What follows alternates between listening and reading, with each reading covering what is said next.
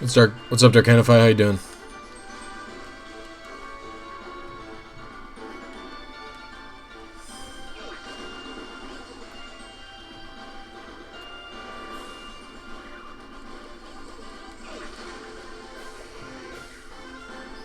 Oh, hey, channel member Dark. Thank you very much, my guy.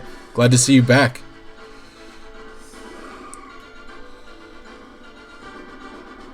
As a Chansey member. Thank you very much, my homie. Yo, what's good, Hefe? How you doing? Where in the nuts is the guy over here? Fix your PayPal. Awesome to hear that. Oh, this area is.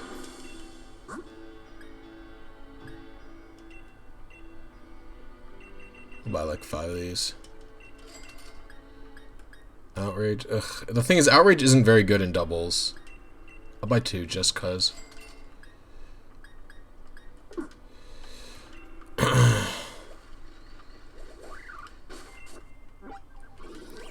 What's up, Thumbing Hawk? How you doing, my dude? You know what sucks about fucking...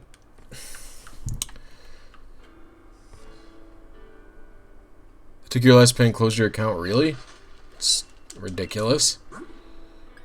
Oh, wait, a few of these. I forget which one I'm looking for. I'm looking for ally switch.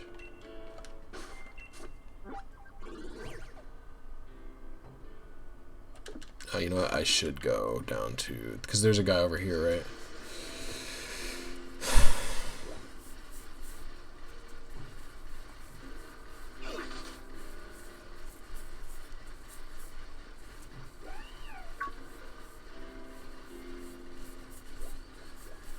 What up, Hydramech? How you doing?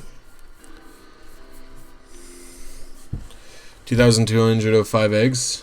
That's a lot of eggs. Did I go the wrong way? I did.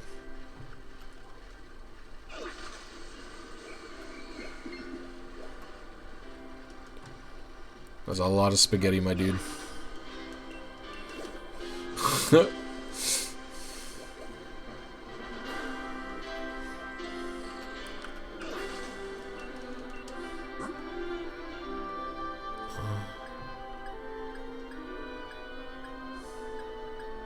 Man, I feel like all these two are like not good moves.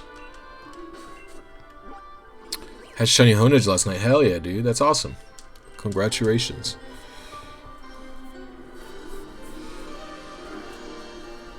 Where is he? Will he not load?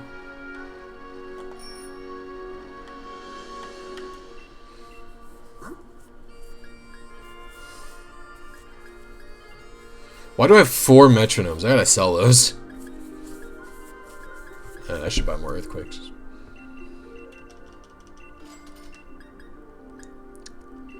But I think these could be useful. Wait, is there luxury balls here? Oh, now I have no watts. But whatever. I can get more watts.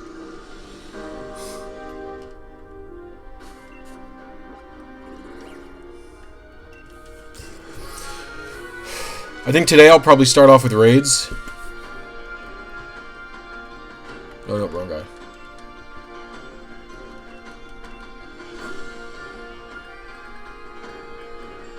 I have 23 amnesias.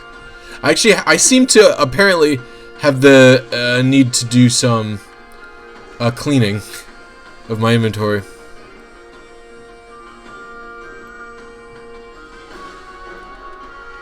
Also, it seems that I have no beams. Oh, there's one. 1 beam.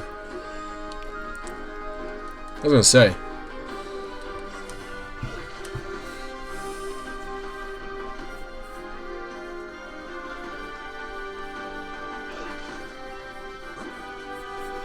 Yeah, and I know another outrage salesman, Garbo.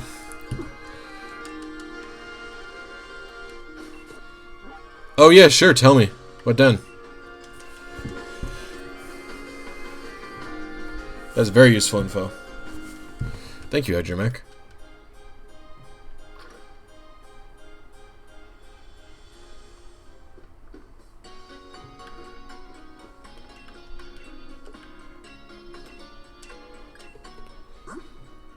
Oh, you played D&D for the first, or is it for the first time? Have you ever played before, dude?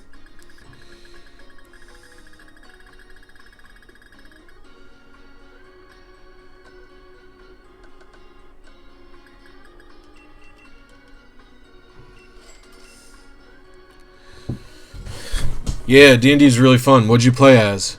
I love D&D, dude. Tell me all about your experience.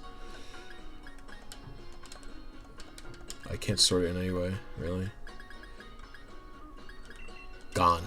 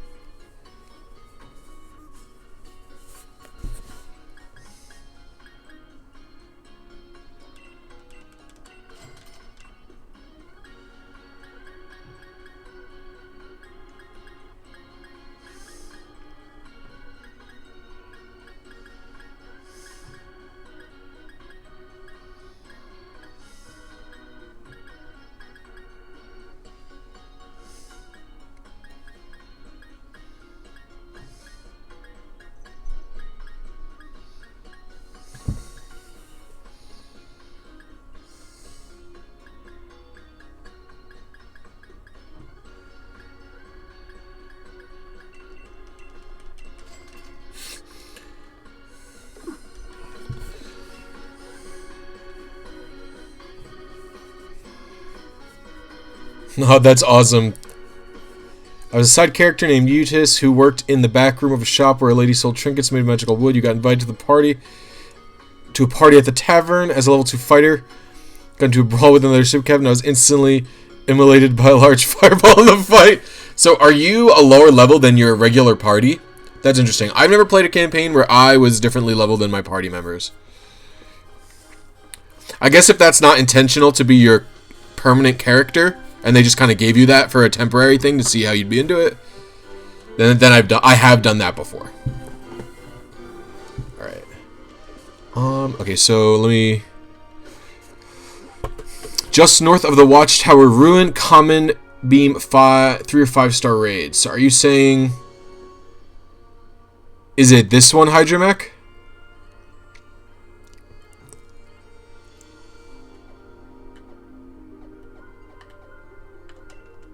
Like around here?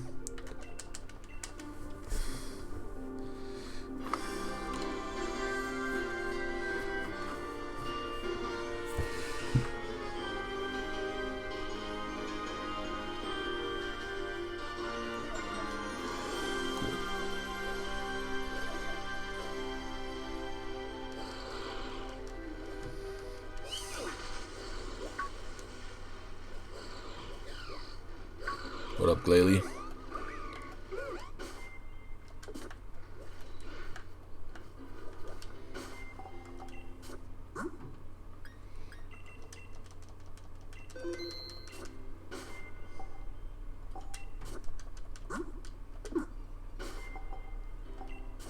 Oops, I don't know what I'm doing.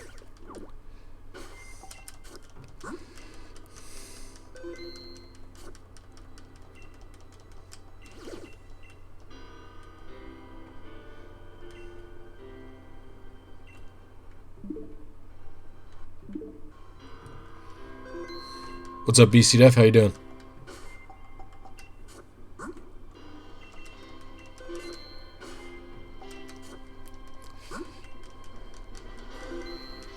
Knocked off the clocks in the war. Awesome.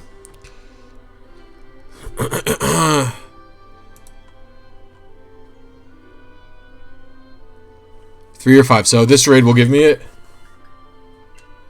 Because it's 3-star.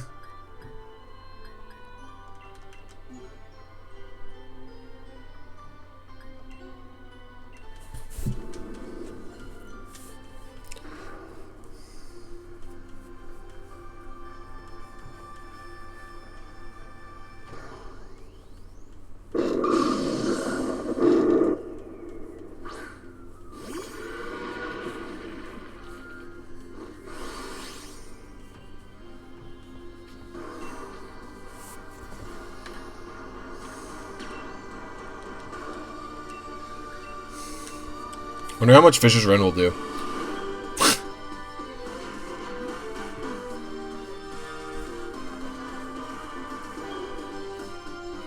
Hey, I got Big Boy Heatmore in this bitch.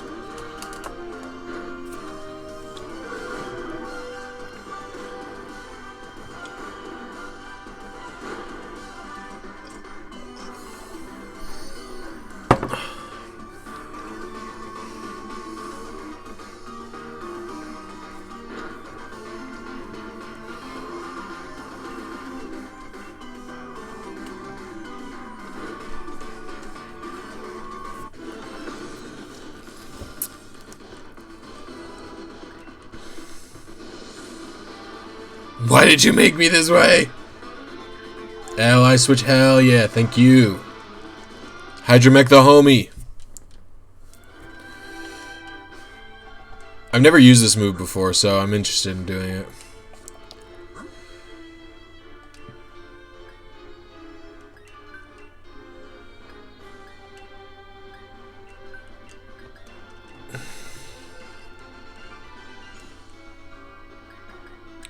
We'll drop Protect, I think.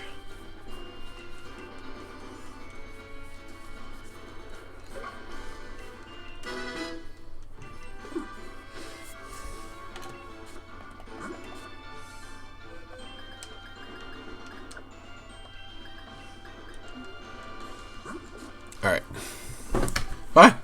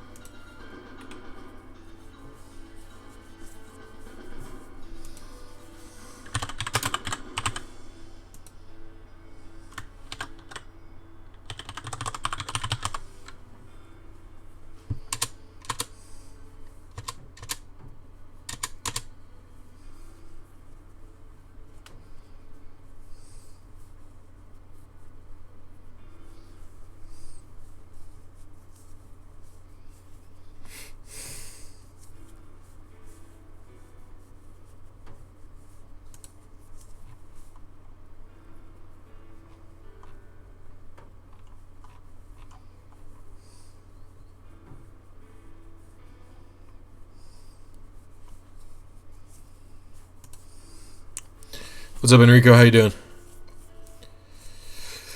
Or it's Pekka, as the kids say.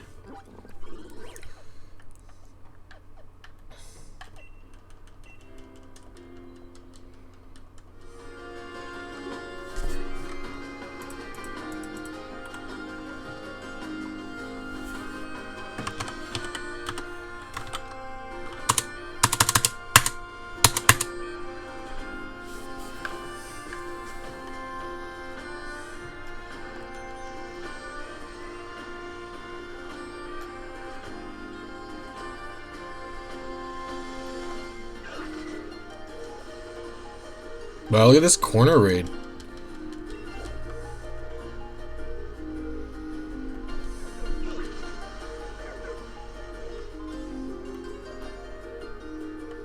Nope.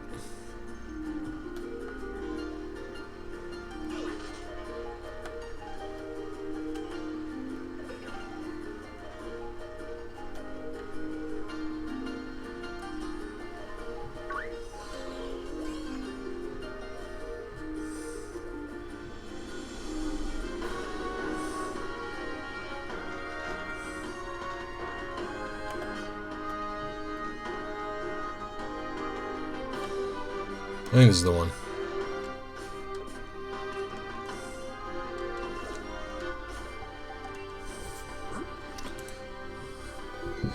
What's good, Bobby? How you doing?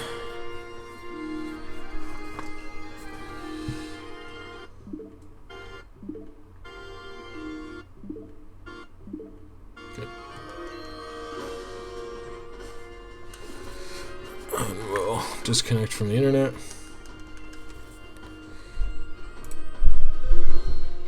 I am looking for an Abomasnow.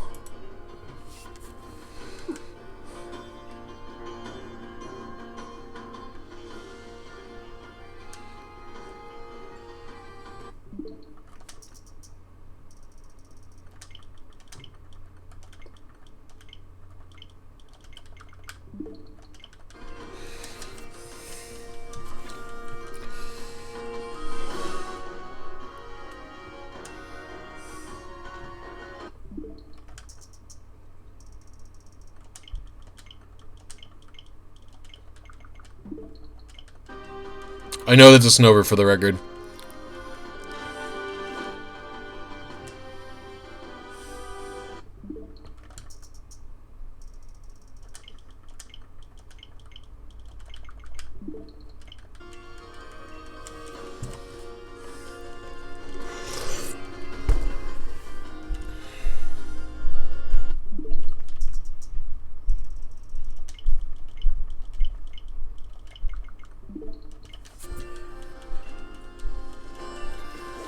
Specifically, this is exactly what I wanted. Alright, cool. You can get moody, but you have to do a frost lass. I'm gonna go for the frost lass with its hidden ability in this den as well.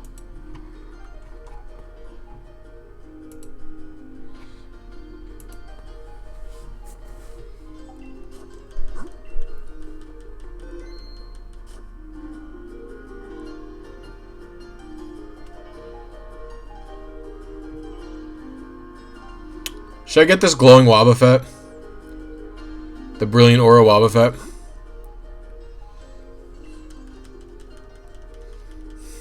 It can't have anything good, right?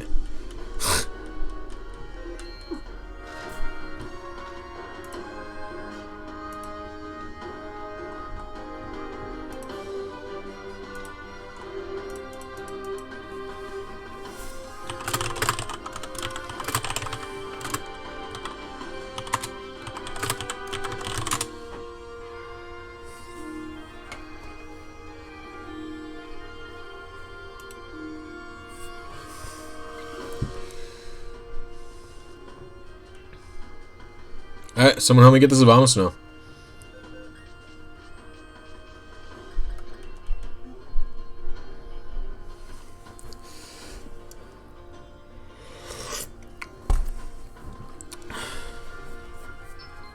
I didn't even know if it had egg moves.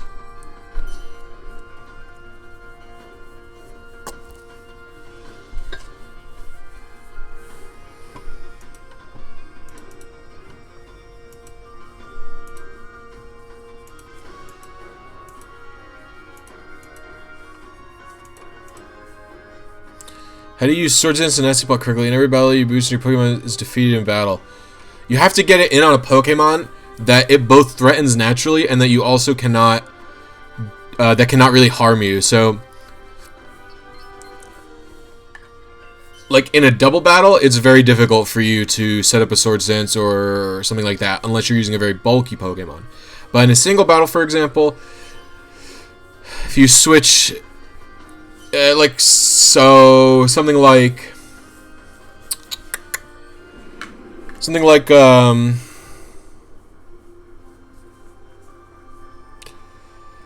if you're in front of a Toxapex, right? It can toxic you, but that's pretty much the only big deal, right? So you can just Swords Dance up or substitute up to avoid the toxic. Ooh, shiny Corviknight. Very cool. I like the gray on it. Yeah, screens could definitely help. In doubles, the best way to do setup moves, in my opinion, is probably to use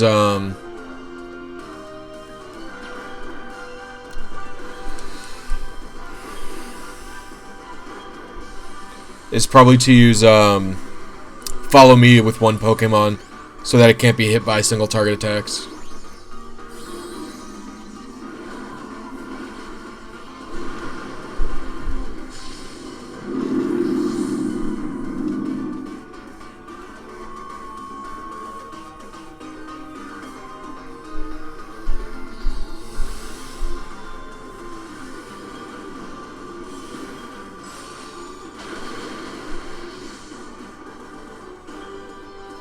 Apparently, it's gray.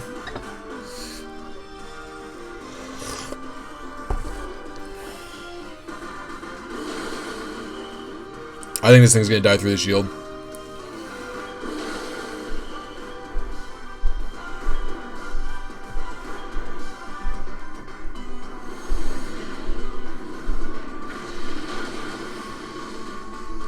A quick one. Hell yeah.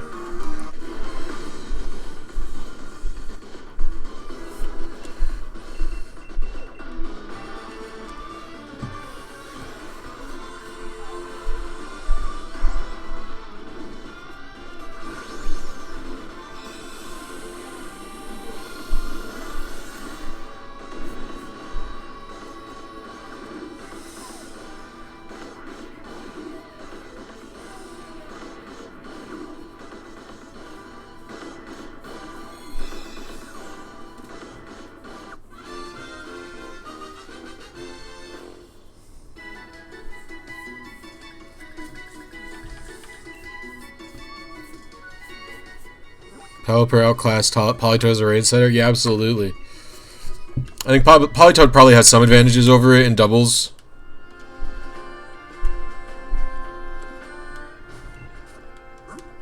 Oh my goodness. I just want to check the fucking Abomasnow. Nice.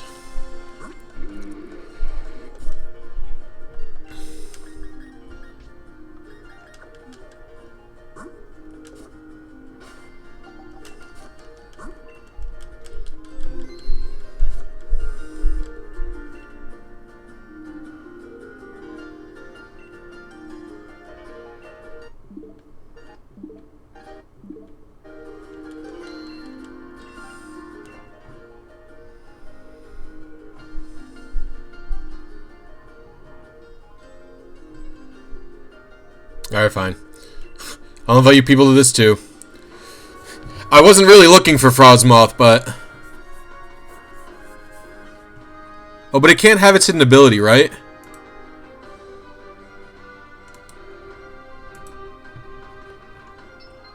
Wait, I think I might cancel this.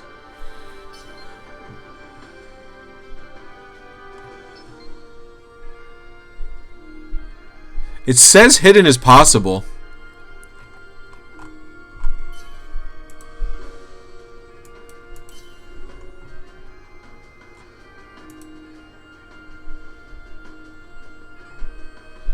No, but it's not the rare beam.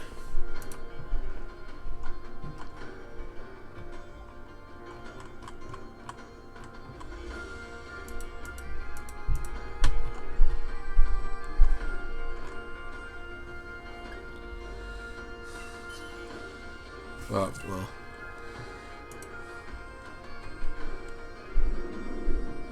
Non-rare beams can have... I don't understand how they determine this.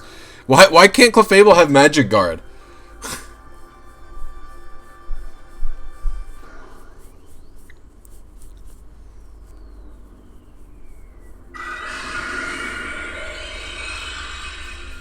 Man, that thing's creepy as hell.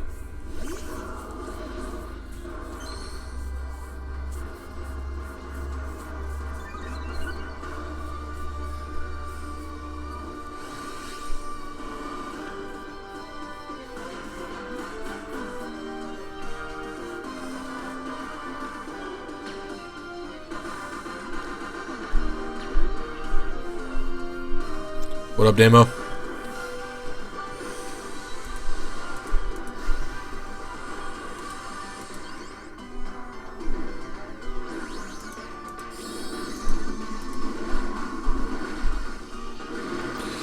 Yeah, I don't understand. I guess it's because it's not that rare. RNG looks depressing in this game. It's not really gonna be much of a thing.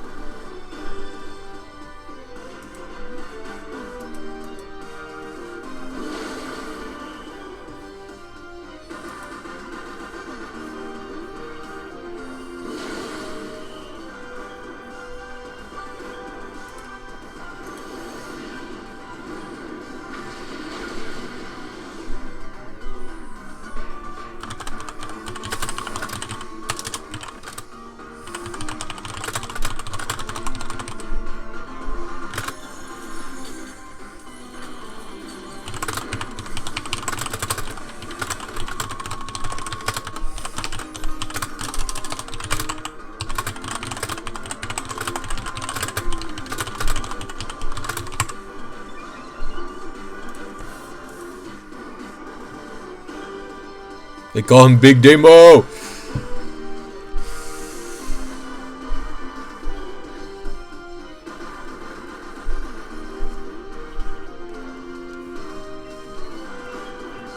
Still wish Frostmoth was a physical version of Volcarona. I don't really care if it's physical or special. The thing I don't really like about it is that it's slow as fuck. Why is this thing so slow? I don't get it. It sucks. It's just like bad. It's just a bad Pokemon. I think they wanted something like Volcarona again, but they were afraid of Volcarona because they made it so powerful. So they just made a piece of garbage. It's like special attack isn't even as good. 125 is good, but like, is it Volk? No, it's not Volk. Volk at 135, bro. I think Volk had... Russia's been disqualified from 2020 and 2022 Olympics. Why? For cheating? Because they definitely cheated. But I think everywhere probably tries to cheat.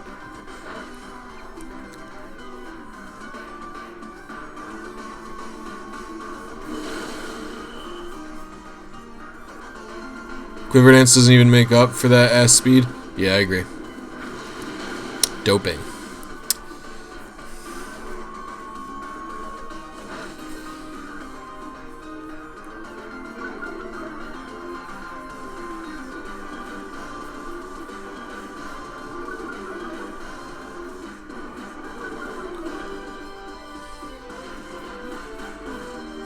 No, it's not defensive. What?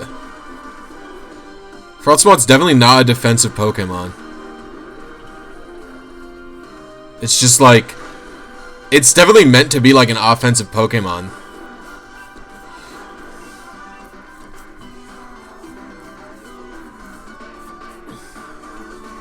I grant you, of course, both of its abilities are defensive in nature, but the Pokemon is clearly not set up to be defensive.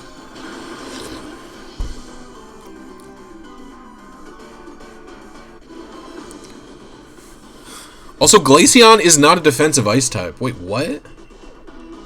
Glaceon's definitely offensive. Also, defensive ice types can totally work, especially more than ever in this generation. I think Avalugg has been always a pretty decent defensive ice type. It's a very good answer to Mega Mawile. And when Zygarde was allowed in OU, it was a really good answer to Zygarde.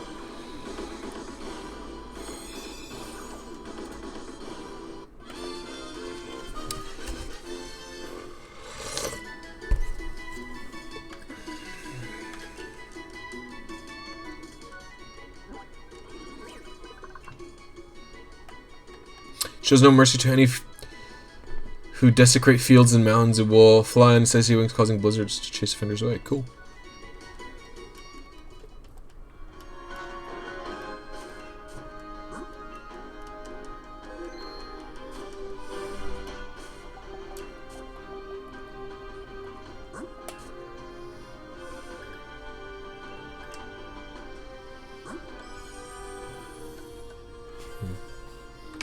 I don't think that's the good ability, is it? No, Ice Scales. Whatever. I don't really think its hidden ability is particularly great, but it's fine. I didn't have this Pokemon anyway.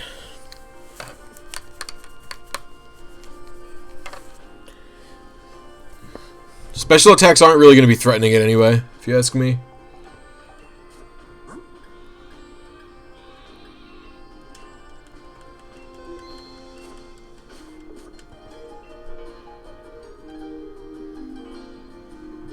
Wait.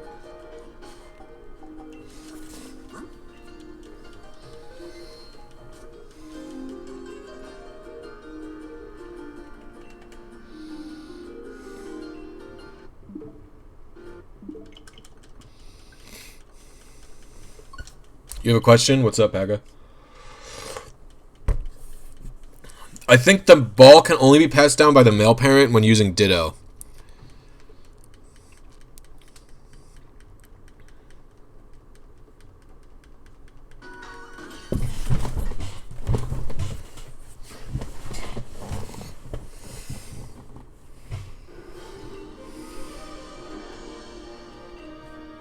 Oh, it works even if it's the same species?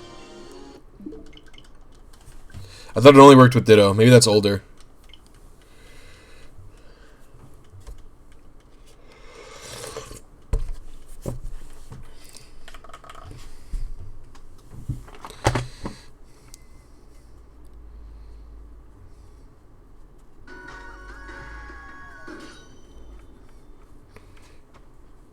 Dream Ball Raichu is fake news? What do you mean? You can actually use the Dream Ball in this game to catch stuff.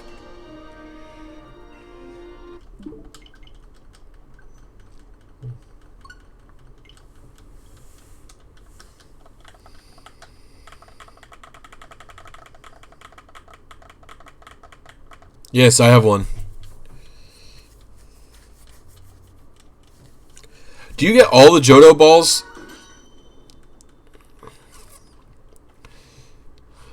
G6 VGC champ used Dream Ball, right? Yeah, he hacked. Everyone hacks. These people need to get over this shit. I can't believe it. It's just like, wow. Wow, these people hacked? Wow.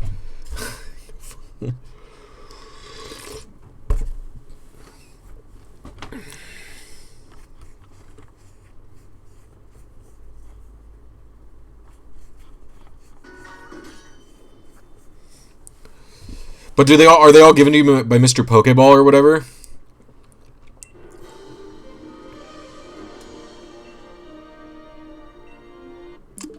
Also, I don't count the sport ball because it's not a Kurt ball.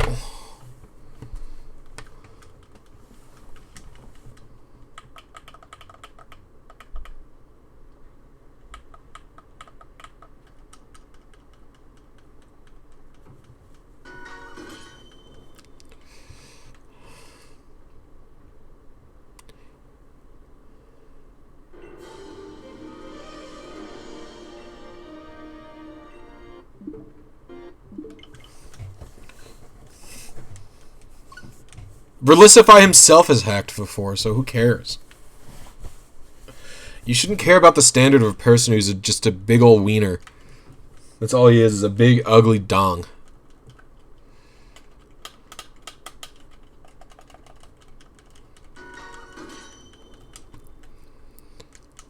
I cannot understand the perspective of people who have a problem with hacking.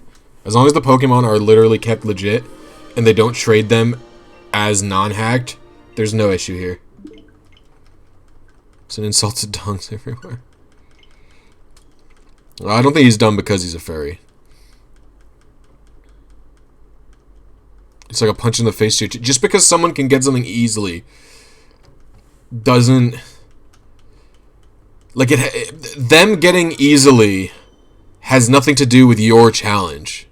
Right? Like, you could get a hacked one easily, but you wouldn't want it because that's not what satisfies you, right?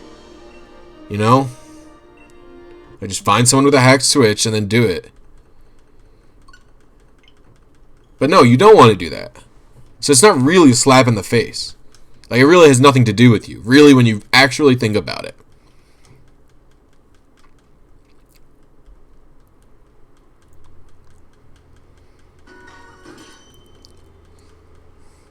Yeah, but it's not even... I don't even go that far. They'll never take as much pride in their shiny Corviknight as you. Like, it doesn't matter how much pride they take or you take. It's just that you don't want to do it that way, so you're not. You know? Like, if you wanted to do it that way, you could get yourself to be able to get a hacked one. It's just not what you're interested in.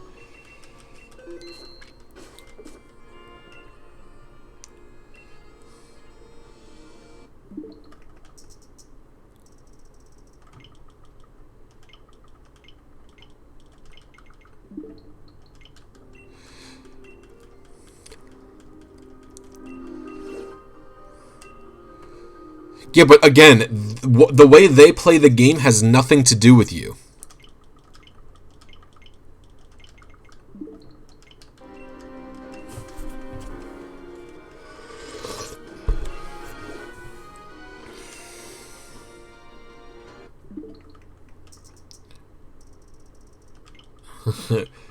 Yeah, I don't really understand. I don't really think he's super hard.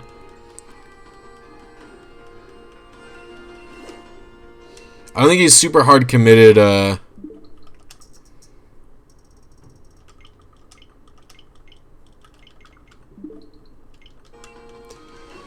his RNG abuse position, though.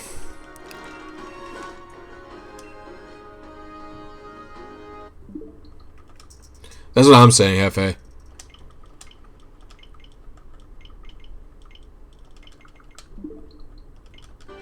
Yeah, okay, but again... Why does that matter to you? Why do you care if they cut the gameplay because they don't enjoy it.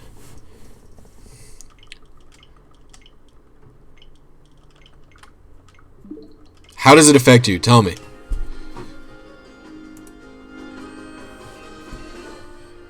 Again, their stuff can be totally legit.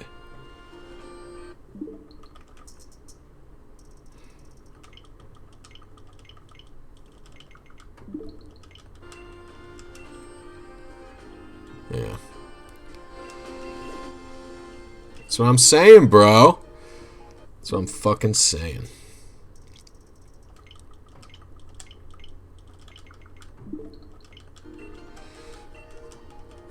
It's the two things are independent, right? Yeah.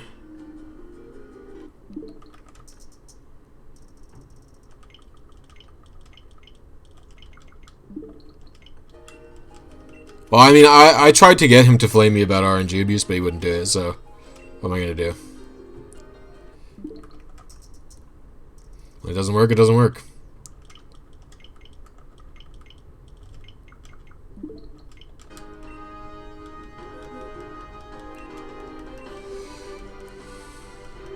Yeah, I want Frostlass with HA.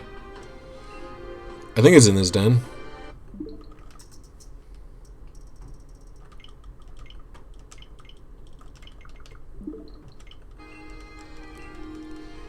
Steel type the best type? No, I don't think so. I think it's really good, but... Chicago style pizza? Like the deep dish style? I don't know, I don't think I've ever had good Chicago deep dish pizza. The only places that serve like deep dish pizza like that around here are like chain restaurants that I don't think are like a good accurate representation of what it is. I'm not some like weirdo pizza purist who fucking hates new and unique types of pizza. There are people like that, which is super weird. Like I think that's why it doesn't really get served in New York in part anyway, because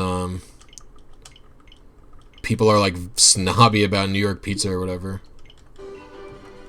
I'll meme the fucking snobbiness of the New York pizza, but I'm not actually like that. One time a hacker left about my hardbreed team. I kicked his butt, but he cheated counter and trashed me on a full... Yeah, I mean, you just can't take it.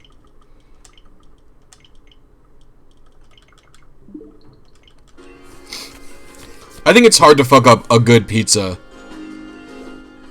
Want to know if I was one of those NYC pizza snobs? No, I don't really. The city isn't very far from me, but it's not close. Like, getting into the city from where I live takes like an hour. But I've been in and out of it my whole life, but I'm not like just super...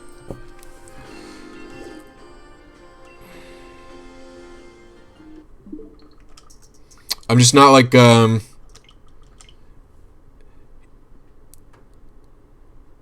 if the dough is good. Yeah, it's pretty much like all, like, I'm pretty heavy on a few things what make a good pizza, right? Okay. Fucking, here's the things that make a good-ass pizza, bro. The dough. Dough's gotta be fucking good, obviously. Big duh. Right? Next, number 2 important part of the pizza. The sauce. I think the sauce is really important to the pizza. I think if you don't have good sauce, you literally just don't have good pizza. Like, even if it's like mediocre sauce, like, the pizza's like quality drops significantly.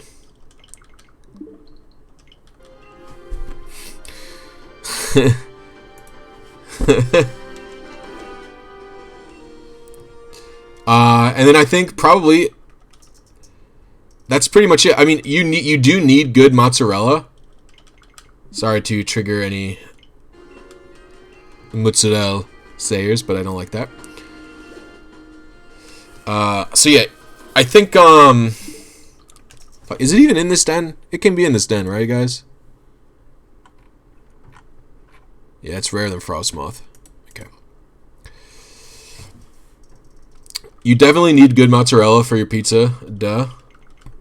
But I don't think it's anywhere near as good as the more important part of the mozzarella is like how the mozzarella melts, right?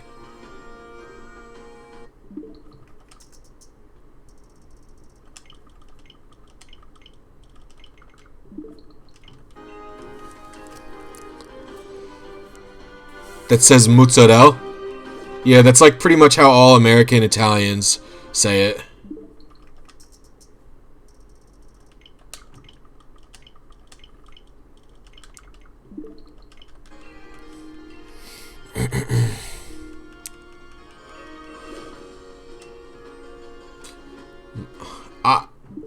The thing about the way they say it, the thing about a lot of you don't say. Do you live in Italy or do you live in America?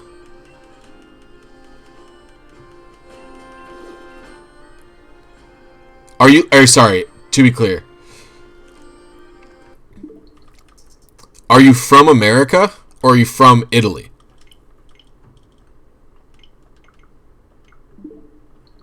But are you from Italy? This is important. Okay, no, yeah, so that's, yeah. Italians in America that are, like, born and raised in America, they say it wrong. They say it, like, not wrong. Like, for ricotta cheese, they say rigat. Like, that's how they say it. I think it has something to do with, like, man, fuck. I'm not, like, a super big, but I'm pretty sure basically what happened is it's like a result of kids not fully speaking Italian after their parents immigrated from Italy, right?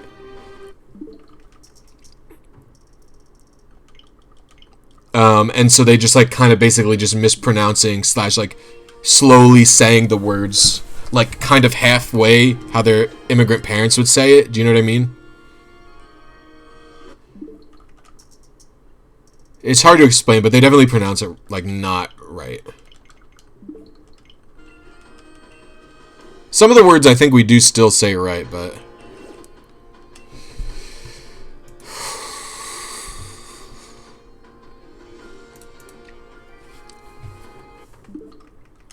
I'm pretty sure that's what happened, and that's why they say. So, like, you're Italian, you say mozzarella however it's supposed to be said.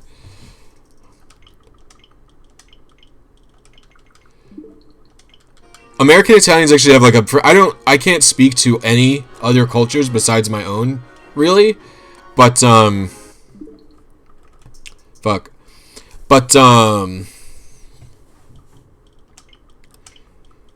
American Italian culture deviated pretty heavily from like Italian, like actual Italian stuff, like even in their foods and such, because the things that we were stuck with, like, shaped how the immigrants had to make their food, right? Like, the reason our dishes differ from standard, like, actually Italian dishes, literally are just because of, like, what ingredients our ancestors and immigrant parents and stuff had access to, and that, like, completely reshaped the way the culture ended up working, and all of the dishes changed. It's very interesting, I think, to think about these kinds of things. What about American Irish? It's beyond bastardization. Yeah, I mean, it's always going to be different. Like, immigrants are always going to be different than the cultures that they came from, just because they don't have access to the same things. You know what I mean? It's the same way, Damo might be the only person who knows, well, I don't know. They're not that uncommon, but Damo, do you know what popovers are? It's more of a British thing, for the record, but I don't know if they're like a thing in Ireland. But I'm pretty sure they're a British thing. Also, hey guys, we have 21 viewers, and I appreciate and I love all of you. Thanks for hanging out with me. Could you drop a little bit of a like button, help a homie out? That'd be pretty cool. Okay, that doesn't mean you're English though. Okay, so when do you eat popovers? Like, what meal are they for you? Like when popovers are eaten?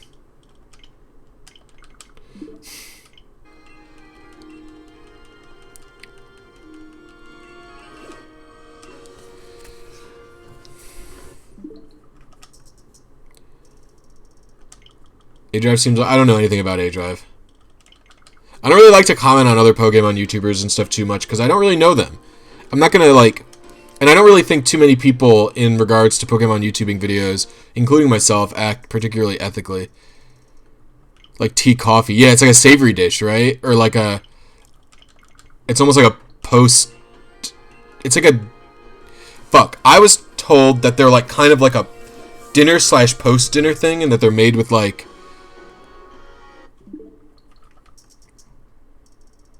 Okay, so so here's the thing about popovers. Would you be surprised that popovers are like a fucking my favorite? I don't know. Maybe they are more common, but my boss, who is British, was like offended at me for this, right? Popovers are literally like my favorite breakfast food on planet Earth. I fucking love popovers, bro. I eat them for breakfast constantly. And instead of using like the fat from like the pork or whatever to make it, I just use butter. No, do I use butter? Yeah, I use butter. But she told me, my former boss from a while ago, told me that she was like, yeah, popovers are like, they're like kind of like meant for like dinner biscuit style things / post dinner. It's like shortbread, you have it with tea. Bro, oh man, I might trigger you. I hate shortbread. Do you like shortbread? I hate shortbread so much. I think it's disgusting. I don't know what my fucking problem is.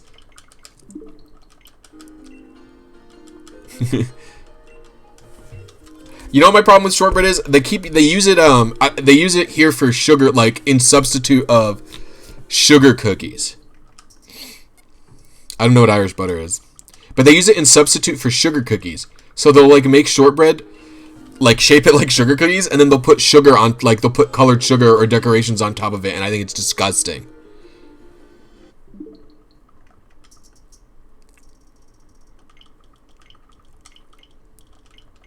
I think breakfast being sweet is mostly an American thing.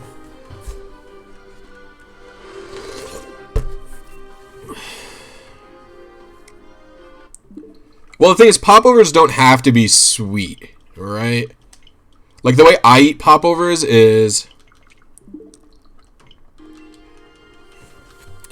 The way I eat / make popovers is just like... I don't know, it's like 3 ingredients. It's like 4 ingredients. It's like egg, milk, butter, and flour, I think. And then when you bake them, when they're done, I put just like a little bit of jelly on them. Just a little bit of jelly.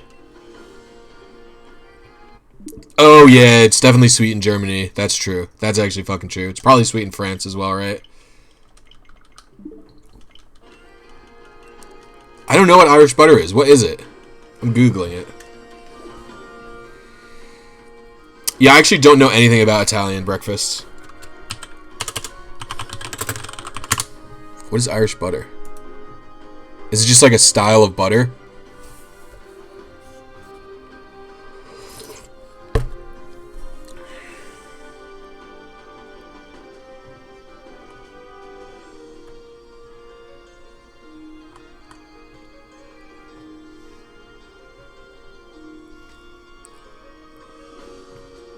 %butterfat content. Okay, so Irish butter is just more flavorful. Interesting. I'll have to try it.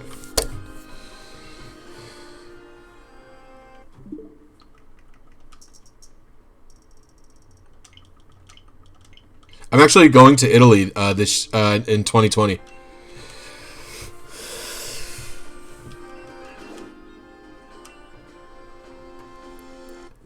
In the fall.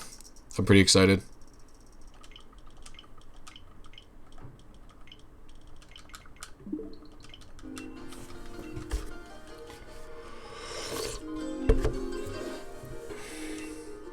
Where am I going to go exactly?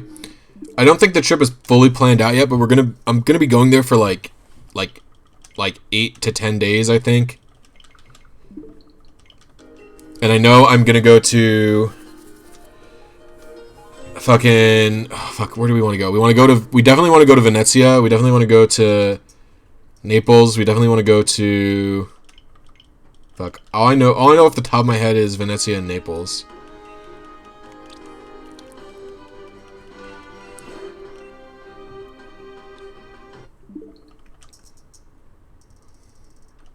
But the trip isn't fully planned yet. But we're going to be going all over the place. I've never been there before. You live near Venezia? Hell yeah.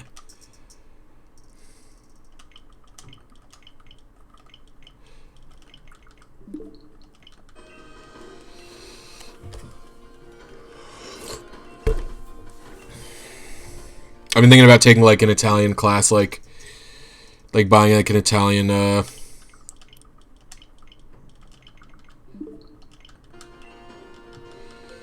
thing and just like listening to the lessons while I'm at work, just so I can have some fucking. Alright, Pekka. Yeah, I'm thinking of taking like audio lessons or whatever. I don't know if Togepi can be wild, but Togetic definitely can be wild in this game.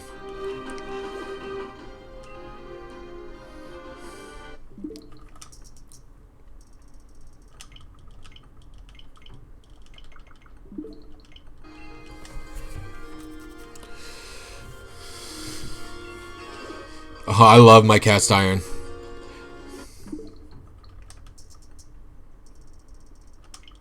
I've definitely seen Togetic in the wild when like the misty terrain is happening in an area of the wild area. I said area like 20 times in that.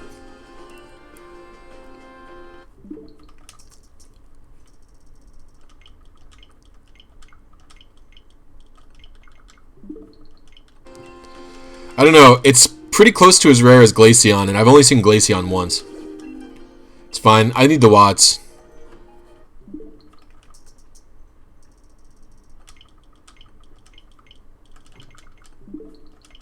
Like, I've seen Togetic spawn near the Ditto Den when there's,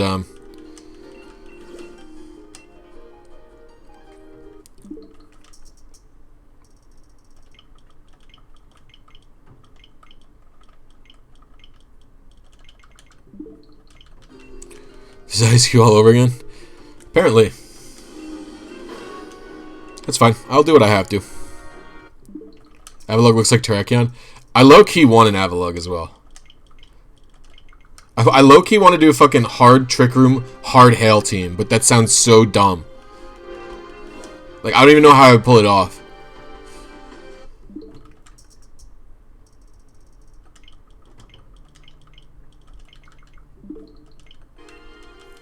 Maybe you have the 2 Trick Room Mons in the front, and then have... There's got to be ways to do it, but...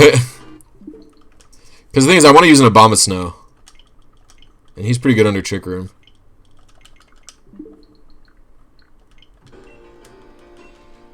I can't believe anyone wants to use Farfetch'd. Poor thing. They made it... They gave it an evolution, and it still sucks. How do you manage? Hidden ability Farfetch is rarer than Giga Machamp? Wait, really? How? What is its hidden ability?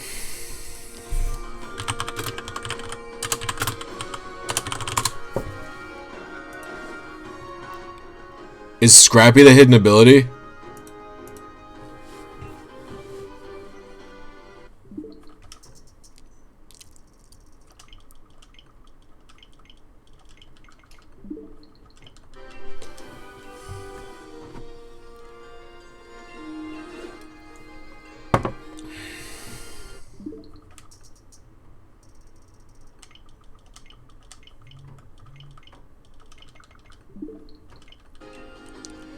It's 5 times less likely to spawn than a G-Max raid. What the fuck?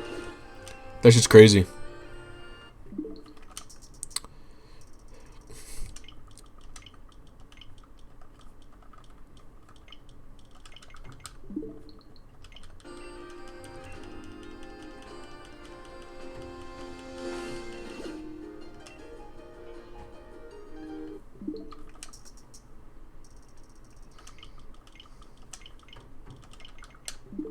I don't actually know who I want to use my lure ball on.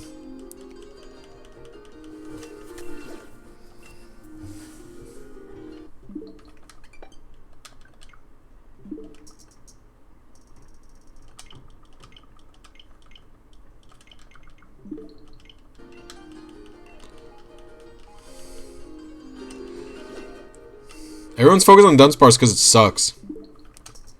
That's pretty much the reason.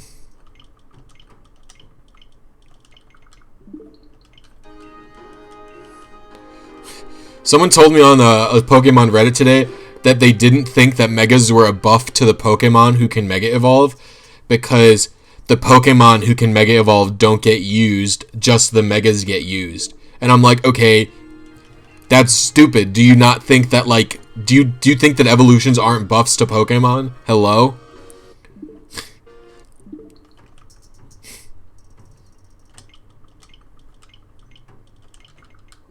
That's like saying you wouldn't think that Weavile was a buff to Sneasel. Like, it's literally a buff. Hello? Earth to Earth? Like, what the fuck? What kind of statement is that?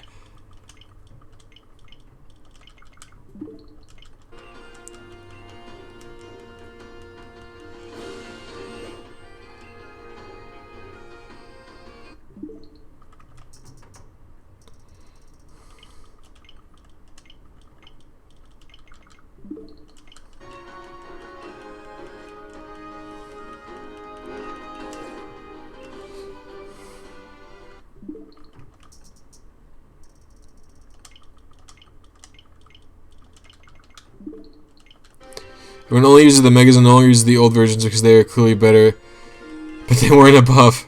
Well, it's just weird to me. It's just like, okay, I understand. Alright, I understand to a degree, right, that the old Pokemon that you once enjoyed was gone, right? That the designs in some cases are very drastically different, and sometimes the types even change, right? Right? Yeah, sometimes the types change. Do the types change? Does any Mega change types? I feel like that's true, but I don't know off the top of my head.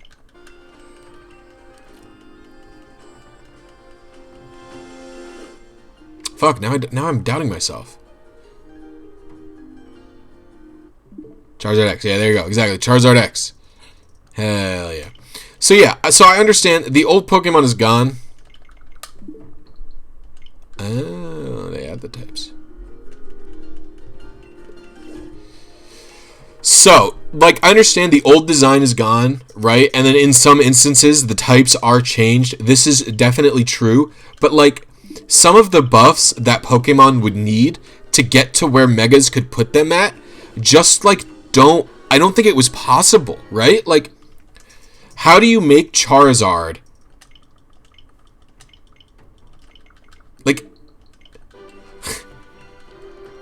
Like, I don't know. I think that the Megas put Pokemon really where they need to be at without... They're basically just massive stat increases, right? Like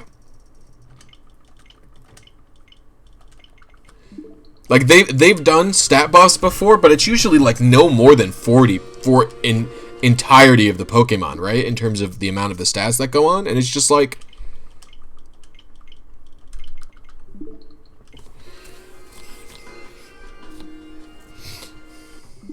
What's actually interesting about that statement, Peterson, is that it seems that Charizard's the only dual type who got a type change. Oh no, Altaria is as well.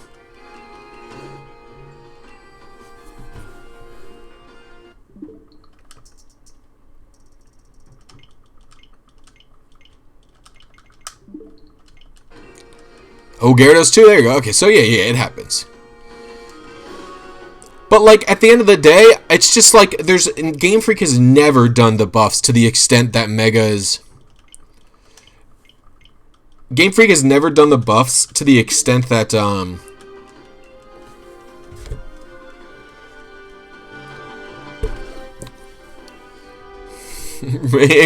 Exactly, Hefe, exactly. Like, you could have buffed things about Charizard, like...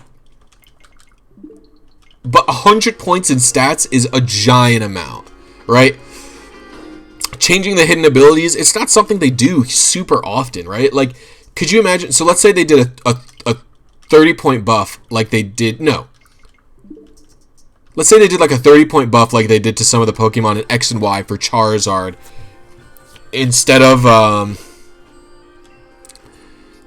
the Megas, right? Like, Charizard with... I don't know, 10 more points in special attack, or 20 more points in special attack and 10 more points in speed. Like, it's not...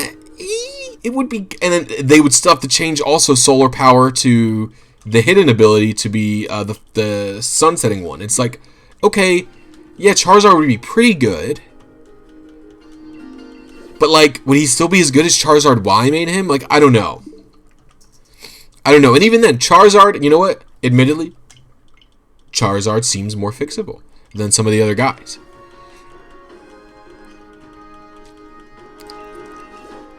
Like, I don't know how you make Kangaskhan good.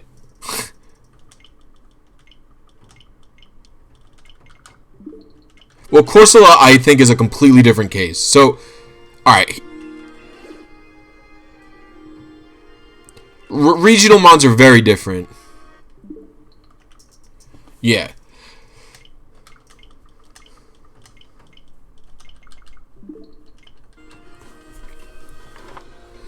.130 speed and drought would be a menace.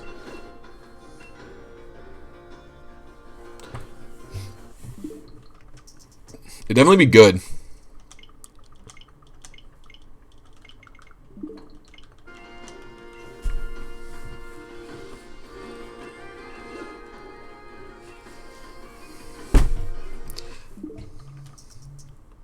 But Corsola got a lot more viable just because of way different circumstances, right? Like, at the end of the day.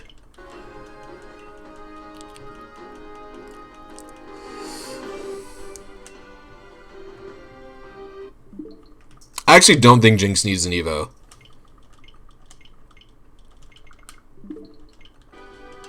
Well, here's what you have to think of. Here's what, and I actually don't understand this. Game Freak doesn't seem... I think the fact that Game Freak... Like, people, I think, seriously overestimate / No. They underestimate how much Game Freak cares about singles. Because I feel like all the time they're just like, Game Freak doesn't care about singles. Duh. Like, the official meta is doubles. Duh. But like, okay. I don't know. I feel like Game Freak cares more about singles than people think. Like, why else would heavy duty boots be put into the game? Do you know what I mean?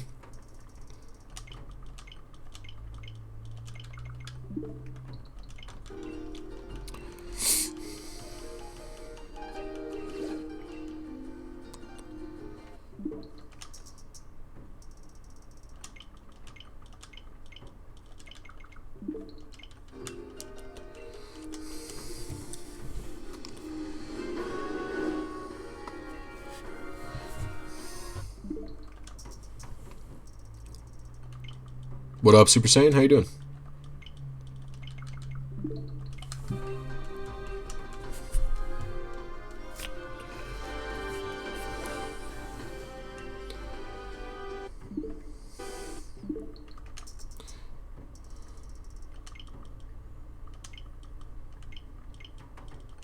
Does it got paid by Game Freak?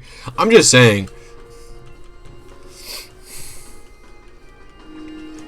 Heavy duty boots is clearly not in consideration of doubles. They have to know that hazards just like do not get used in doubles, right?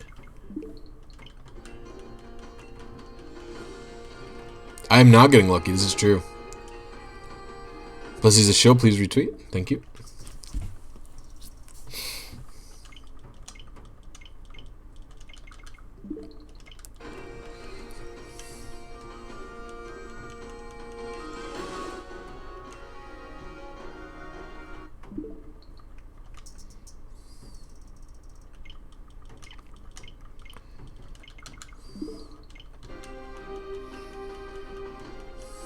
They don't care enough about giving non-competitive.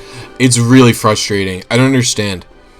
I think they didn't realize how stally single. I think it. I don't know. Maybe I'm being too charitable. To me, it seems like some crazy oversight. Like they just had the kind of default timer on all the time, right? Like I feel like there's no way. I don't understand why they would do it, but whatever.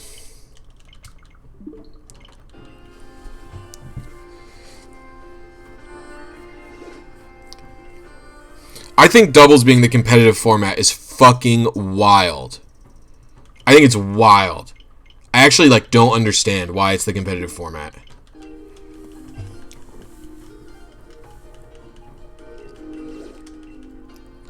Why is the official format? I don't actually understand.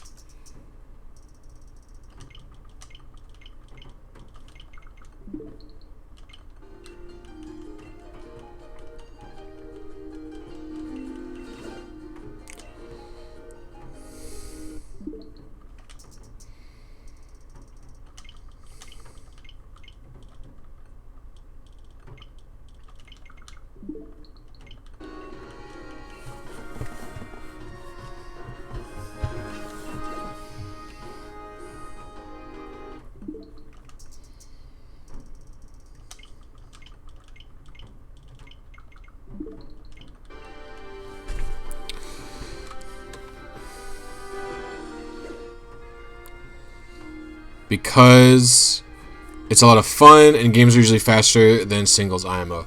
Well, I don't know. You'd think they would put some amount of effort into making doubles more prevalent in the games. I'm not even talking about 6v6. Nintendo's never, or Game Freak, the Pokemon company, whatever, has never done 6v6 singles as its competitive format, I don't think. But like in the 90s in Nintendo Cup, 3v3 singles was the official format. I'm actually surprised they kind of haven't stuck with that. It's such like a hard, like, even if doubles are fun, and they are, I do think it's like a really big put off for the competitive scene. I mean, I've been playing Smogon for so many years because it just makes naturally more sense to me, right? Like, first of all, when I started playing competitive games, VGC didn't exist, obviously, right? And so VGC starts, and it's doubles, and it's like, what is this shit? Like, it's just so confusing. Like it's so not natural to the player because double battles are just like very unexplored in the game. It's just like from an optics perspective anyway, I think it's just like so bad of them to not include it more in the games, you know? That's my thought. So I don't really think it matters that it's faster or more fun necessarily, because 3v3 is also not usually a format where there's heavy amounts of stall. Doubles is very overwhelming. Yeah, exactly. It's very hard to jump into that leap. Because, like, I was saying this even earlier as well, where, like, when I was, like, a little kid even, like, when Ruby and... I remember, like, planning battles with my friend or whatever. Like, getting the link cable, getting the Game Boy, and I remember having a fucking conversation with him. Being like, yo, I'm gonna just, like, get my... I know my Swellow is, like, almost... Yeah. I don't care about 6v6, because, again, singles used to be 3v3 singles, right? Bring 6, choose 3. Like, I think that would be much less intimidating for most players, just because they're used to single battles, right? Like, it's just, like, so weird. Actually, and I don't personally like the choose 4 out of 6 competitive-wise. I think it doesn't really add much to the competitive aspect. All it does is add a layer of luck.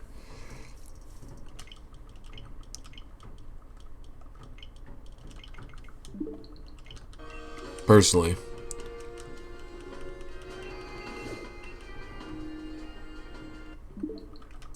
Like, I don't think it's the worst. I've been enjoying my time with VGC so far.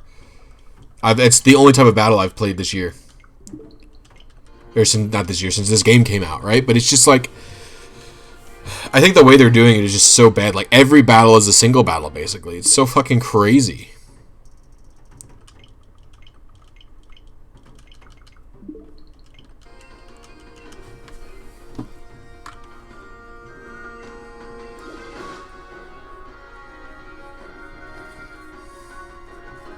It's just wild to me. That's what I'll say. That this is like the way they've chosen to do it, you know?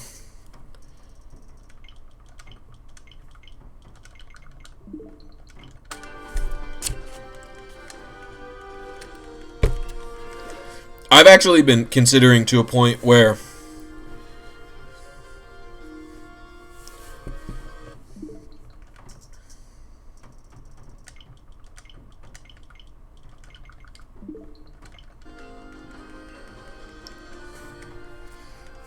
I mean, I think if they're gonna do VGC like this, they should. I mean, the thing is, though, here's the thing: is I think that I think part of the reason they don't do the double battles as like most of their main battles, right, is I think double battles are like more arduous to get through in a single player story campaign, right? Like, a lot more can happen, especially if they start introducing you to like VGC. Maybe the gyms should be.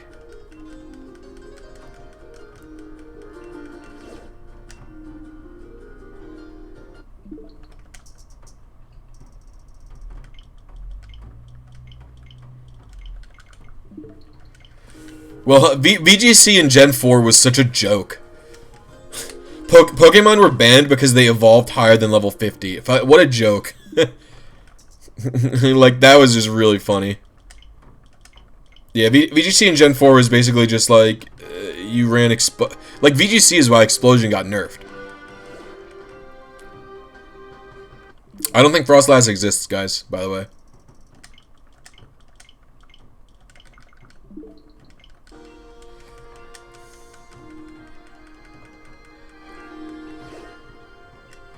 I think the gym... yes, I actually super agree that they could have regular trainers still be single battles and stuff like that, and then anything gym challenge related could be double battles. I think that wouldn't get too tedious. I definitely agree with you, Hydromech. I think pretty much all the gyms at this point should be double battles. You didn't like the double fights in the 8th gym this gen? It was just bad. Like, they were too easy. They were too afraid to do something serious.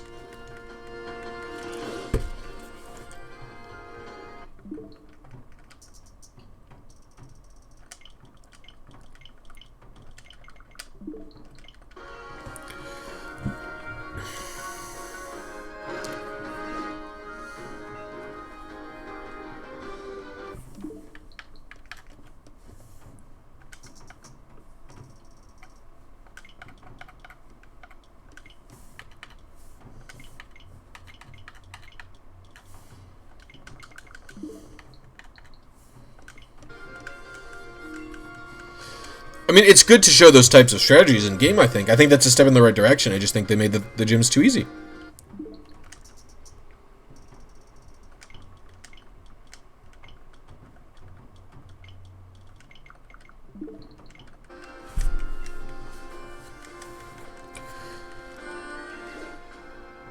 Finally! Holy moly. It's not even going to have its HA either.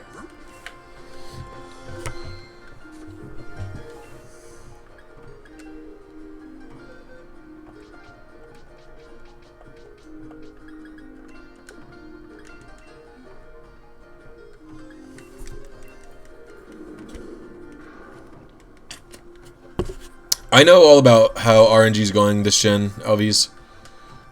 Alvise? I don't know how to say your name. It is quite a bummer. Oh, it is Curse Body. Cool.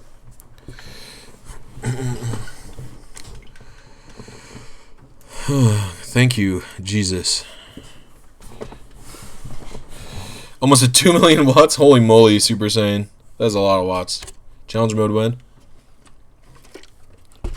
I don't think that white mode, that hard mode in white or black 2 was particularly hard. Because the way the EXP works in that game is once you beat a few gyms or like a few trainers and stuff, it's who wants it on this Frostlass? It gets pretty easy, if you ask me. In order to I'm actually gonna change the date back so this shit don't look sketch.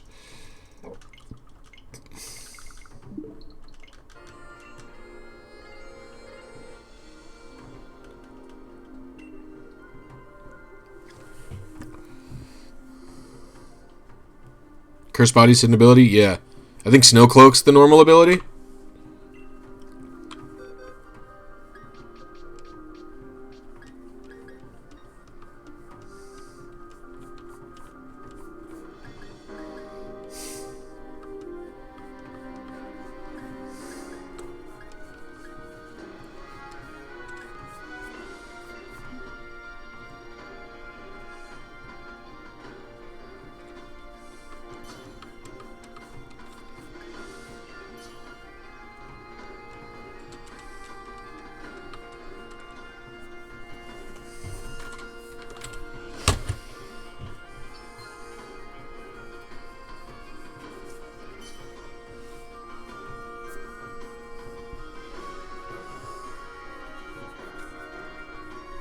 Why isn't this guy logging in?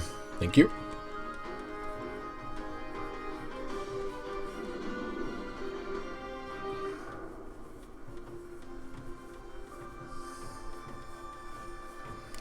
Well, once you guys do find 0 speed,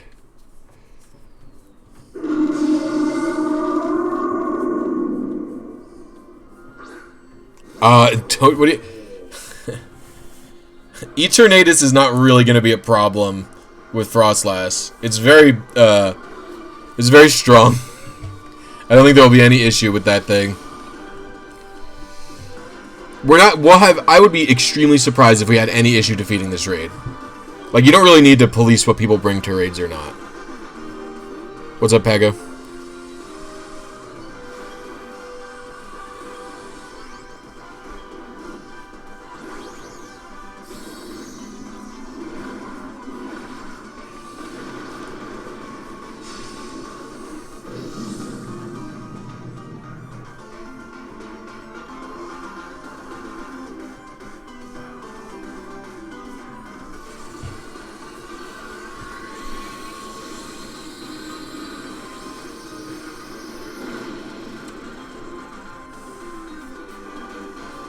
Dynamax cannon got disabled. Lamau.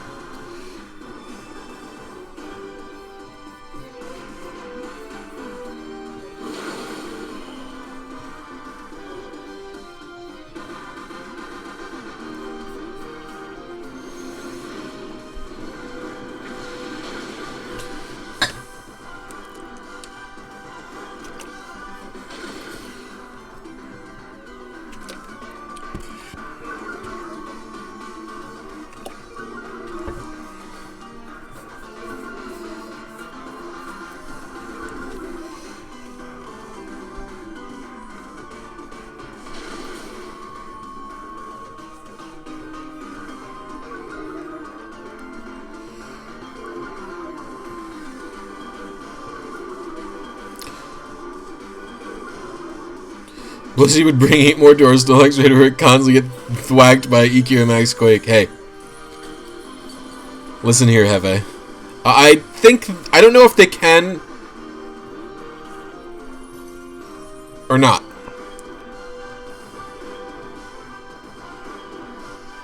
I don't think they can. I'm pretty sure they can't be used if the move they're based off of is disabled.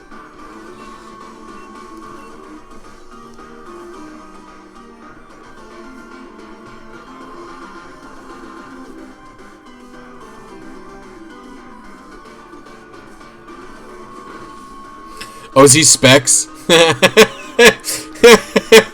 He's it's a fucking Specs Eternatus. Got fucking curse bodied and has to struggle. What a good meme.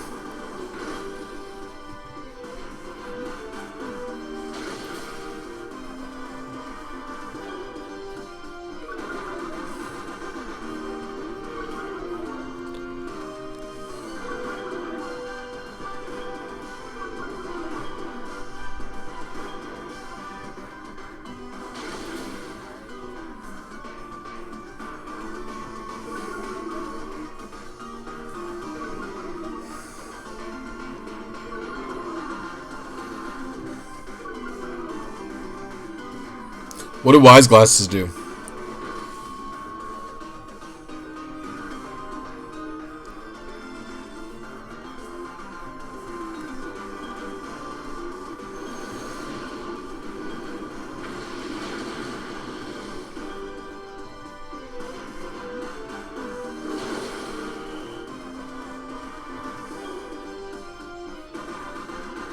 The Frostlass is gonna die to struggle. Just 10% boost to special attacks? Okay. Yeah, the Frostlass is going to die to struggle here. Because he's going to struggle, it'll break the barrier, and then it'll die. Wise Glasses lower your coolness by 20% and provide no other meaningful benefit. It's actually true.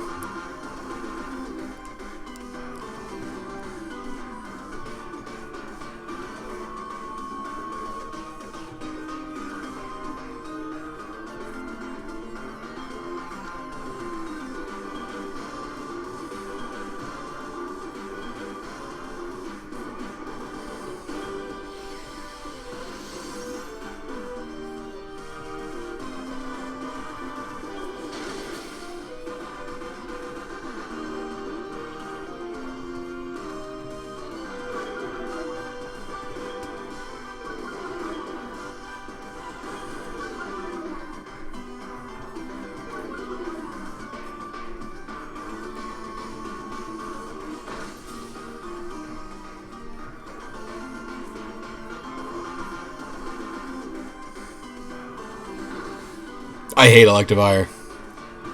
Oh, he's gonna die as he takes it out. What a freaking legend.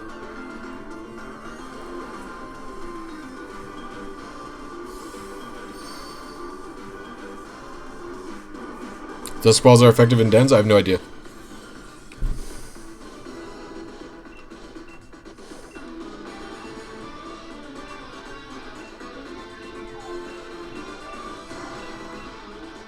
We'll do Premiere.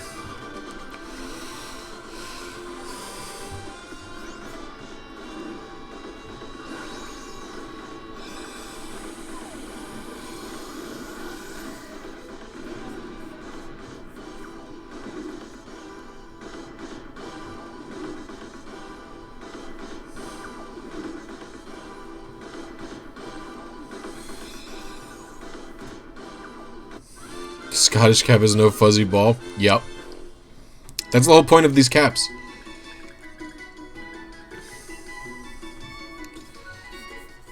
Dust balls are always 3.5 at max raids. Cool.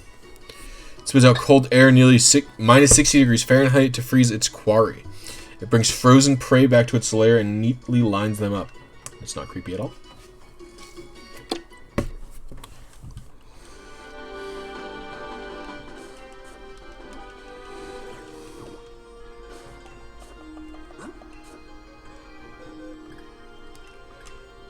Really good.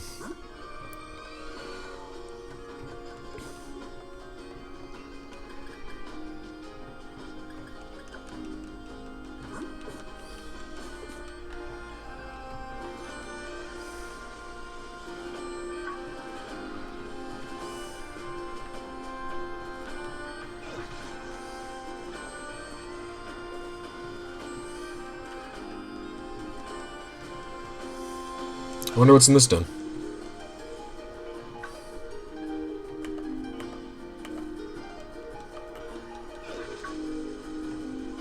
Weird. Usually Holucha spawns there. Oh, fucking get... I'm so sick of you. I cannot wait for the promoted raids to change.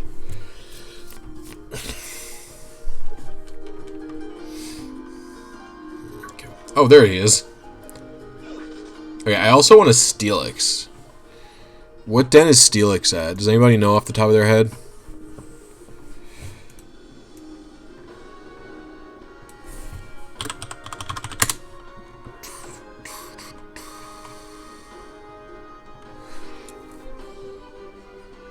There's one in Hammerlock Hills.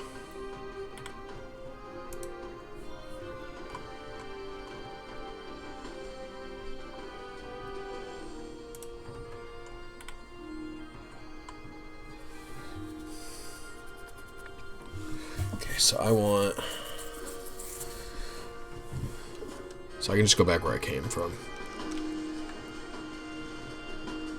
Looks like it's over here.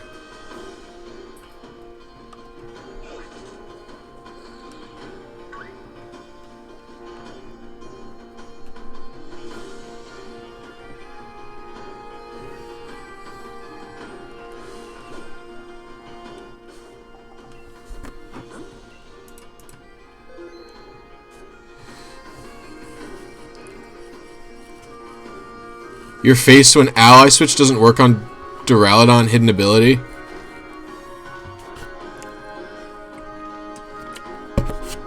Yeah, Steelix is a wild spawn, but I like getting a jump on breeding by getting the... Also, I don't think its hidden ability can be in the wild.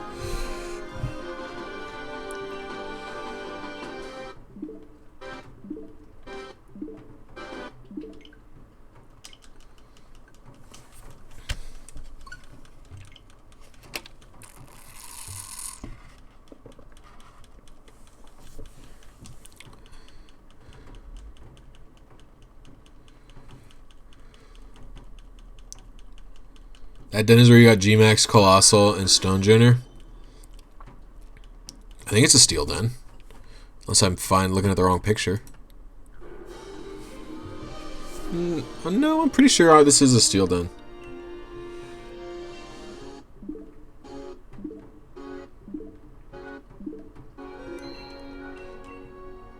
There you go. Steel.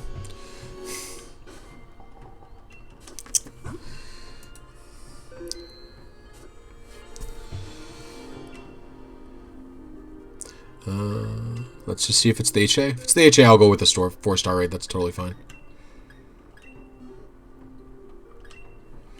I believe I want sheer force is what I want to see.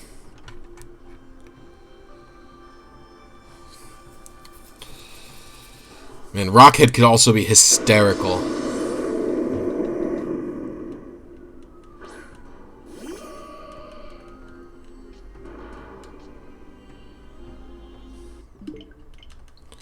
Fuck, do I just want to get both Steelixes?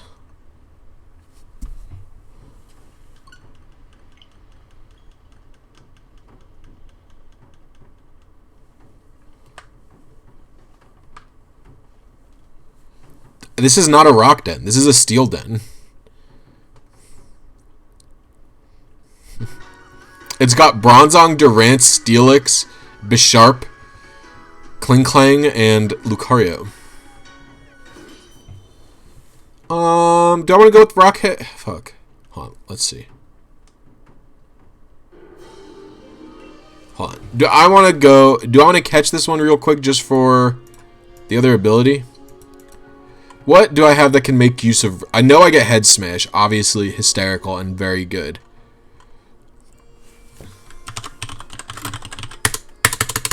Wait, does Steelix not get Head Smash? Are you fucking kidding me? Well, then I don't want Rockhead. This is some nonsense.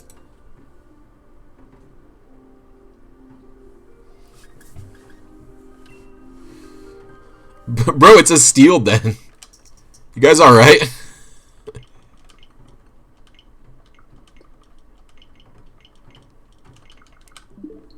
The only rock-type Pokemon in this den, I think, is Onix.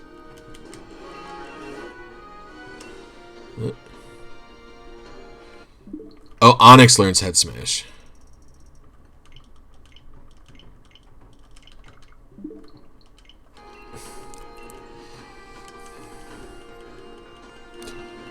But Cerebi, when I control F'd...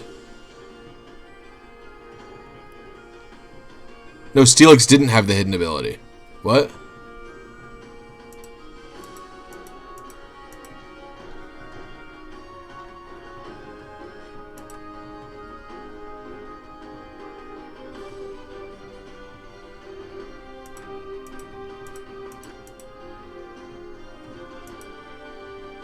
I want the hidden ability.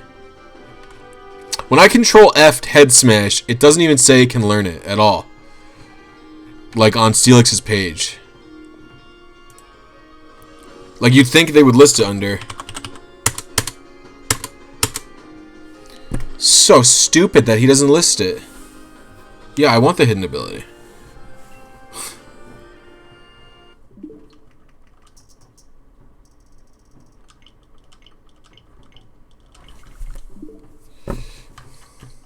I just think that the Rockhead is also like a pretty funny ability with Head Smash.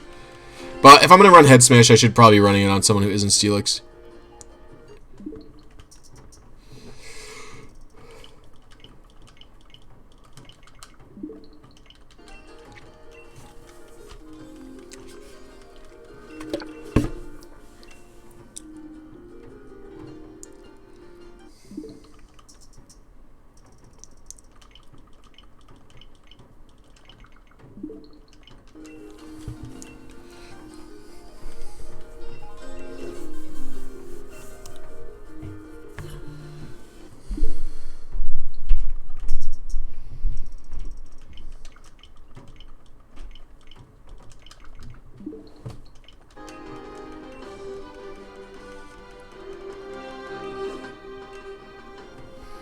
Getting a lot of ants in here.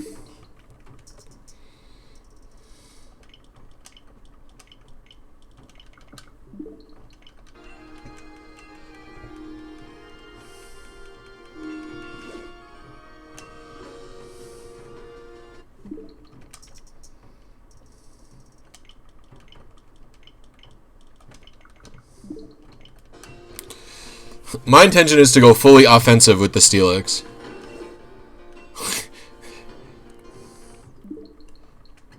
But I wonder if Body Press is still worthwhile damage if you invest entirely in attack.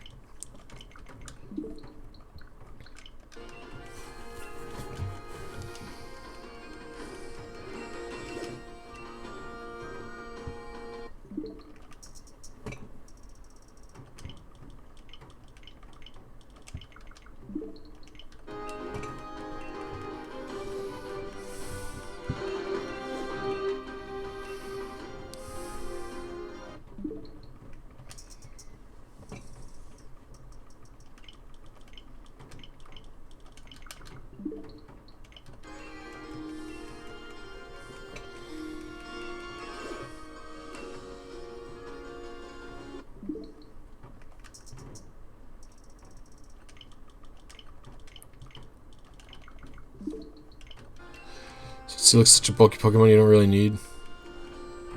I don't really think Steelix is that bulky. Oop. Like, defensively it's bulky, yeah, but I don't know. Special defensively, it's pretty bad. I guess you could run AV to patch it up. Its typing also isn't super great.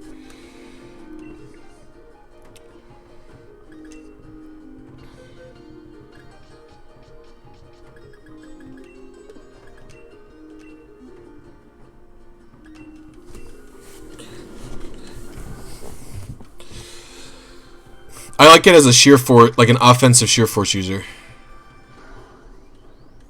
I don't know, I feel like Max Knuckle and fighting attacks are like everywhere. I mean, he's probably good because Max Airstream is all over the place, but I actually don't think Stab Heavy Slam is very good because...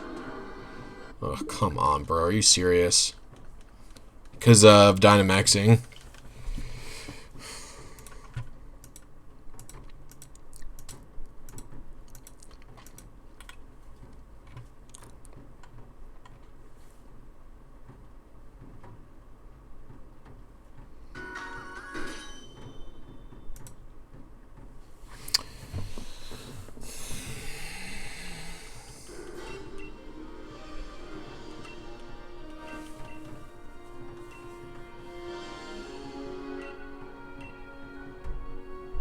That was weird.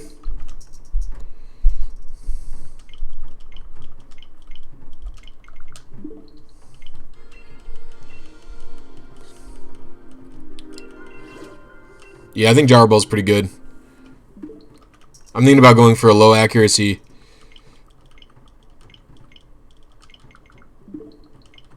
Or a meme move, like something like because if I'm gonna be pairing it with Sheer Force, right, I might as well go with something like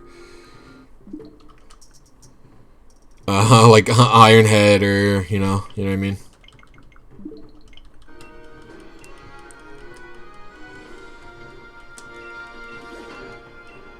Oh.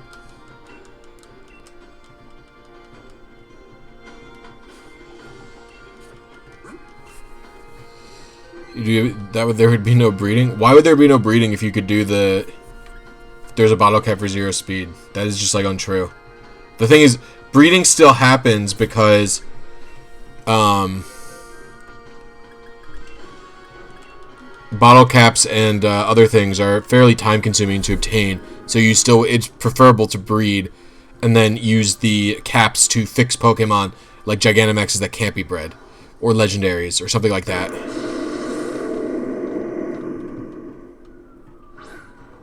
Breeding consumes pretty much a net 0 resources.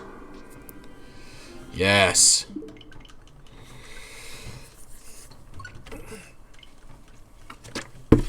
Alright, breeding consumes basically just your time, whereas bottle caps consume the item bottle cap, which also is time, right? And I think it's faster, typically, to breed than it would be to grind to get the BP, in this game specifically for bottle caps and stuff, because BP is really hard to come by. It's very slow going to get BP, so...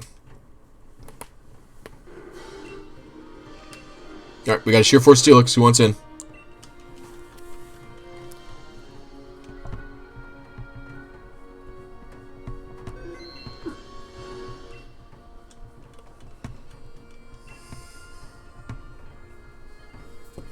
Like, people say, like, oh, I don't need to breed anymore, I got bottle caps. But it's like... Guys. Guys, there's... bottle caps... Bottle caps and fucking mints are like 25 and 50 respectively, and you only get you get like 10 BP per like 5 battles or something. It's total trash. Like, you get nothing. So that one's a yikes for me, dog. I need a special attacking water type. I guess I'll just use my main guy.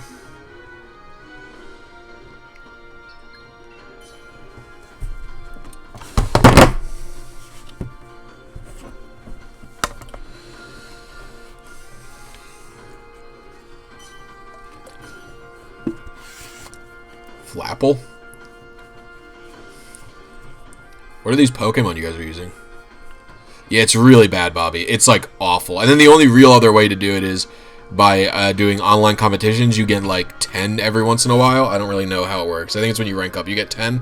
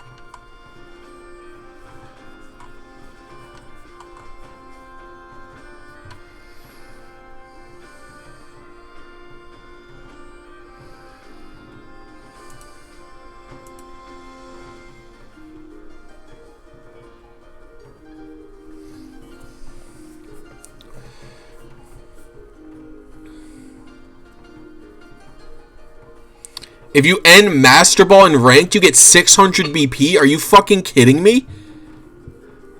That's ridiculous.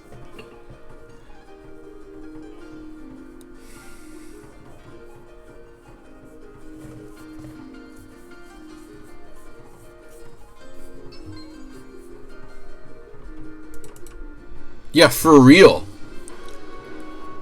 What the hell?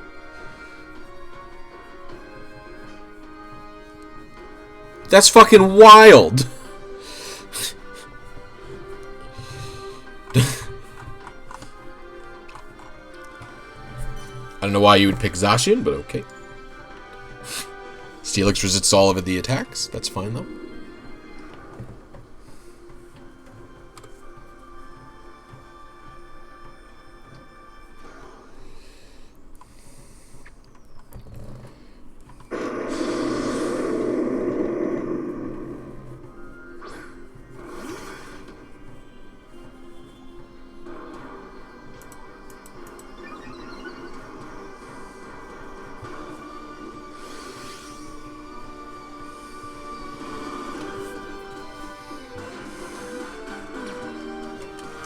So,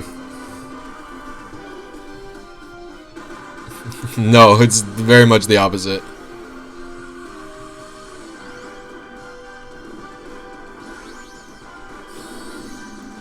$600 over the course of the ranks, not $600 at the end.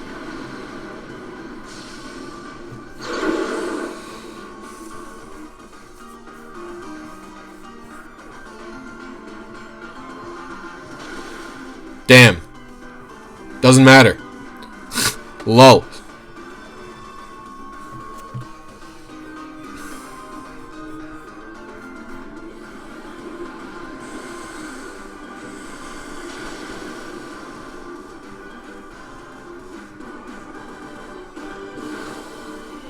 Wow, Flapple's so tiny. What the hell?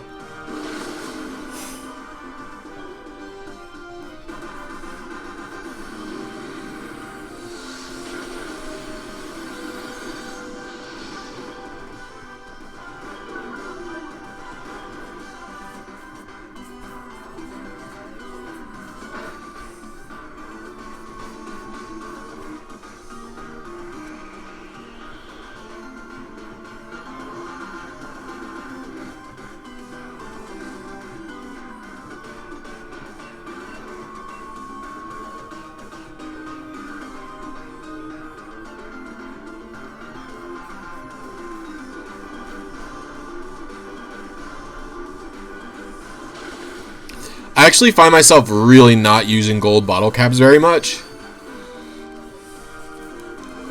Because usually it's so unnecessary. Yeah, I was thinking Iron Head and Tail, and I was thinking Crunch. I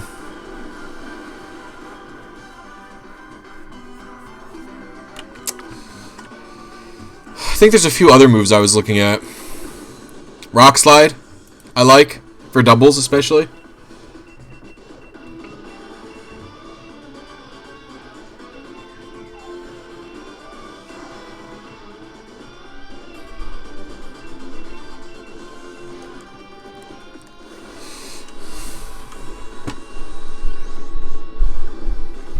Yeah, I wish it had Sand Force, like it's Mega.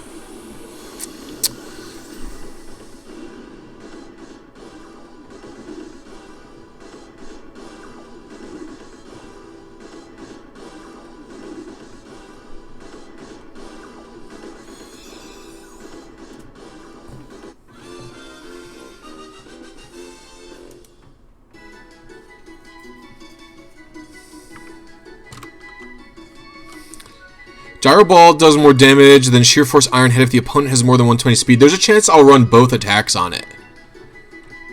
I use mine on Story Mons. A gold bottle cap on Mixed Como might, since we don't have easy access to 6 IV Dittos. Yeah, but for me, so like when I look at like what I'm doing, you're welcome for what? Are you serious, bro? You're welcome. I gave you a fucking Steelix.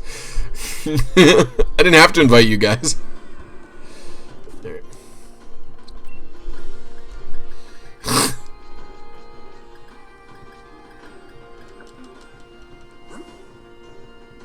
Yeah, even then, like, my, actually, check this shit out, guys. Actually, I want to show you my shiny guy. Where is he? Special Son? So, my fucking... this guy came with a 0 speed, my shiny Golisopod. So I was like, oh, I'll use him in Trick Room. So, because of that, I was like, oh shit, I'll use the, I had to use 4 regular bottle caps on him. Gmax Hatterini is probably better than regular Hatterini because it won't... Right now, regular Hatterini is still really good, of course. But the issue with it is that, A, it's not legal, of course, but when it becomes legal, it will be better because it won't override Psychic Terrain. Assuming it ever becomes legal. Right?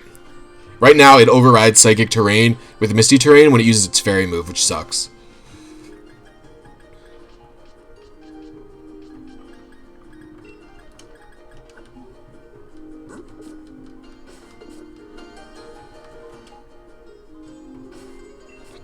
I think the Gmax form reduces the power of the Fairy move. It goes from 130 to 90.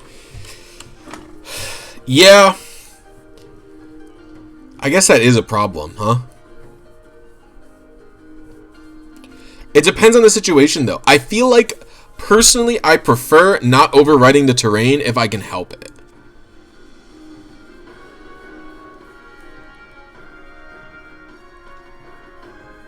Nice, Omar.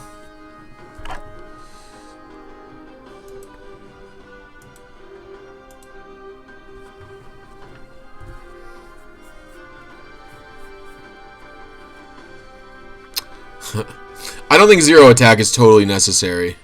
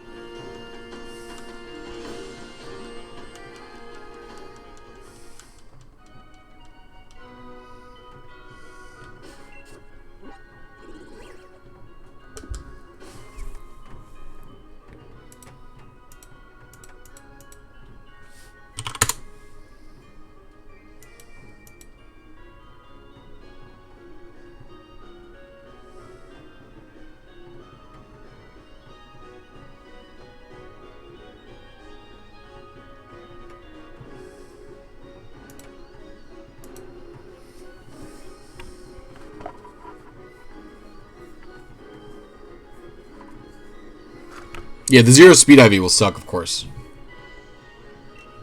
I don't know who I want to breed right now.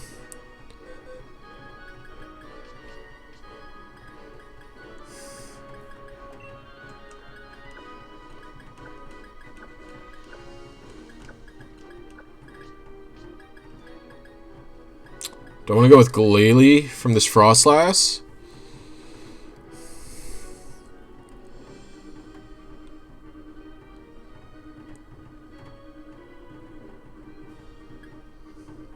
Or do I want to go with a Steelix?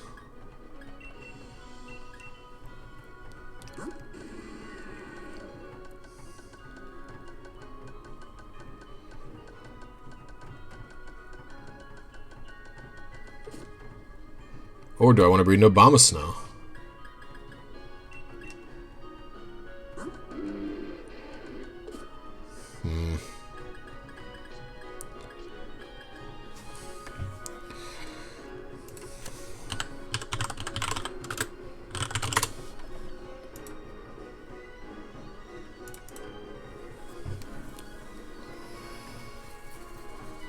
I mean, like, what would the plan with this thing be in doubles?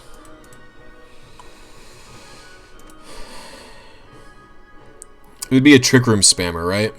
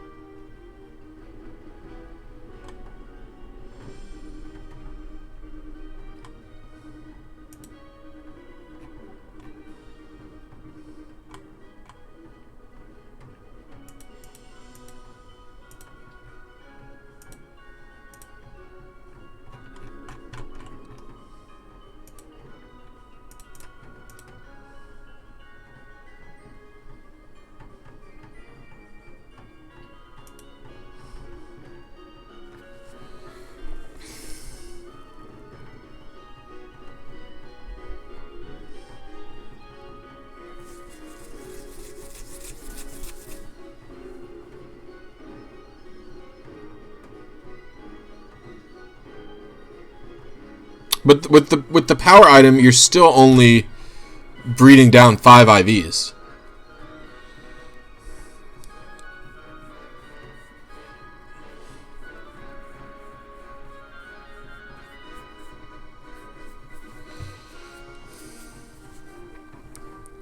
All right. We'll do Obama Snow.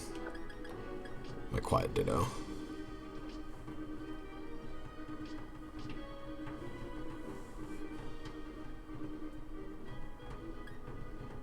Oh, I forgot I was going to do a Daramaka as well.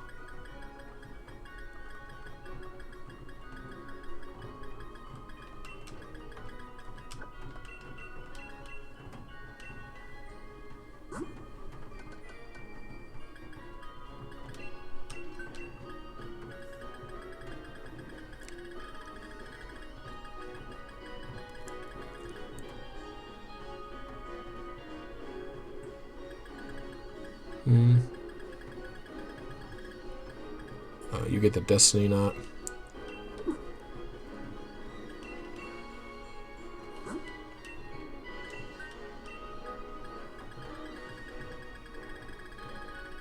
Well, you can get caps randomly too, though, right?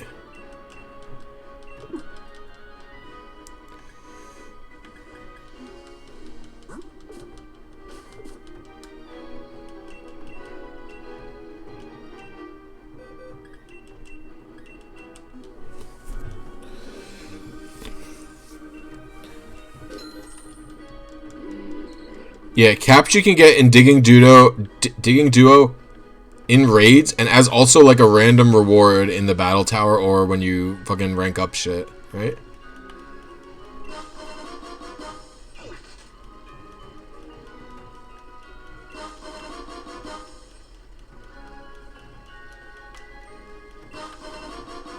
I don't know. I hate going for mints. I only use mints on raids on raid mons that like can't be bred down, like max raids at this point. I'm very picky about it because they're so fucking pricey. It's like ridiculous.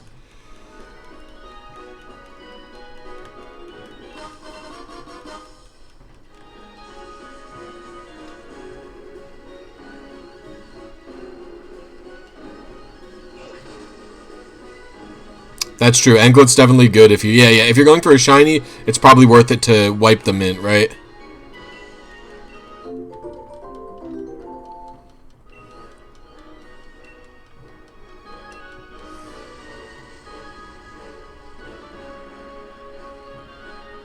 I agree with that. If you're going for a shiny, Anklet plus Knot is better. That one I can concur with.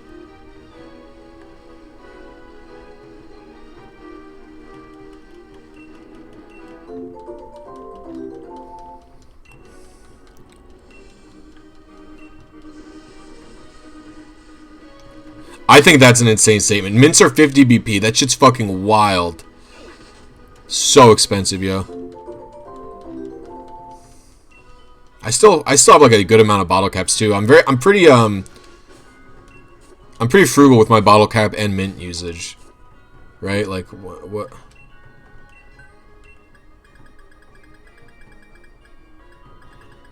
I have. These are like all the mints that I have. So not too many of them are super useful. They're all good, but like I don't have any use. And then yeah, I have 5 bottle caps and 2 gold bottle caps. I've not used either of them all the way.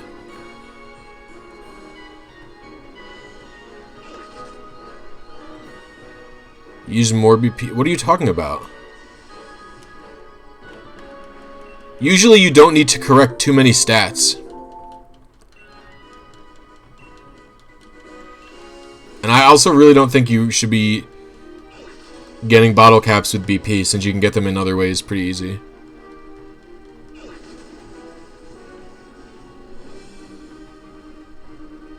Jolly Mint. Jolly's a good nature for Excadrill. I've been running Adamant Excadrill in doubles anyway.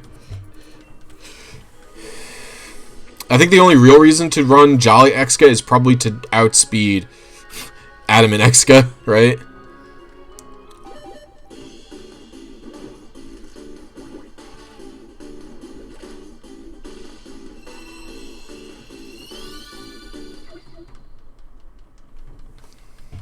No, but why wouldn't you use not and the nature? I'm confused by the statement. Oh, what the fuck? Oh, god dang it.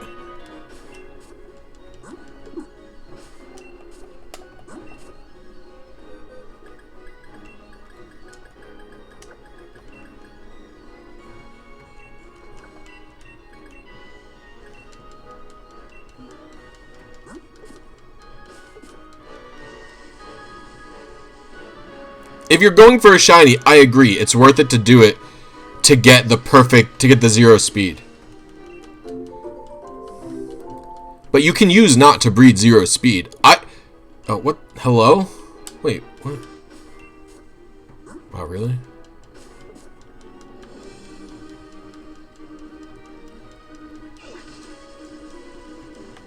Well, so for breeding, for example, I think it's better to go get the prep done beforehand, right? So get a quiet Ditto or a quiet Synchronizer to then get a quiet Ditto instead of getting a, like, I think the grind in this game right now is basically get a few Dittos with 3 or 4 perfect stats, right?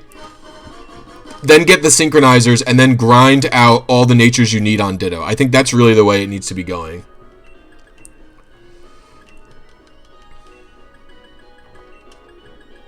You feel me?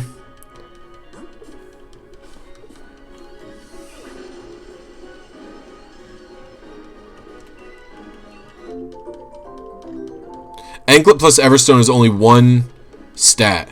Wait. Fuck.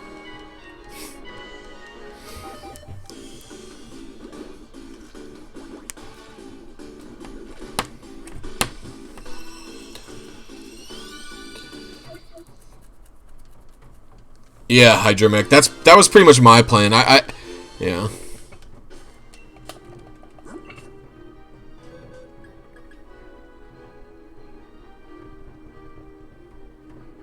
Alright, I'm actually going to cap this guy, I think. Because I don't want to go for 6 exact IVs. I'm too lazy.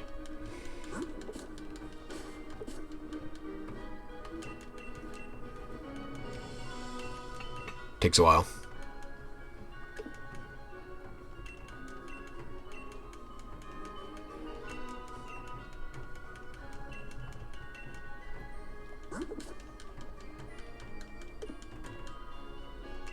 No, but the point is to don't breed it. Just get the Dittos.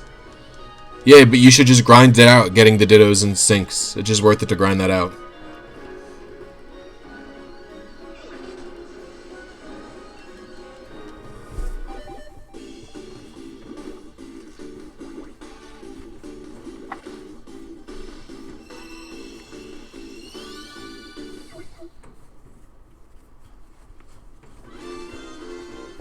Yeah, but it would be even faster if you didn't use power plus not, if you grinded out that stuff.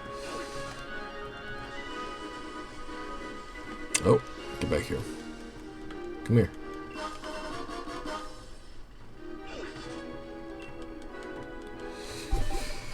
Yeah, Dark's been a fucking ultra homie for me. He's basically sent me every Ditto of nature that I needed.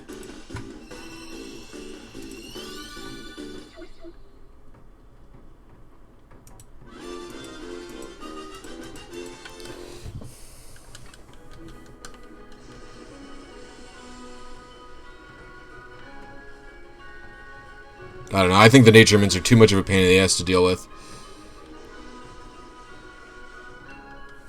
Like, you even specifically said, I don't use the digging duo. Like, I don't know. It's just, like, personal. Like, what you're not really willing to grind in specific areas. And, like, BP is very hard to come by. Like, BP sucks, dude. How many guys do I have left? 2 more. Dun, dun, dun, dun. I don't know. I think you're definitely not doing it the fastest way. I don't really think it's personal preference.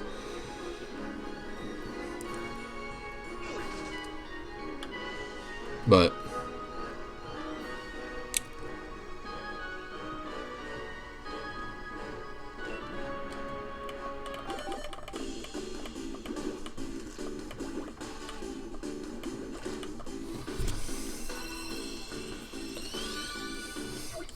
I mean, 600 BP is still, like, not even that many mints. That's like 12 mints. Oh, they're all female. What the hell?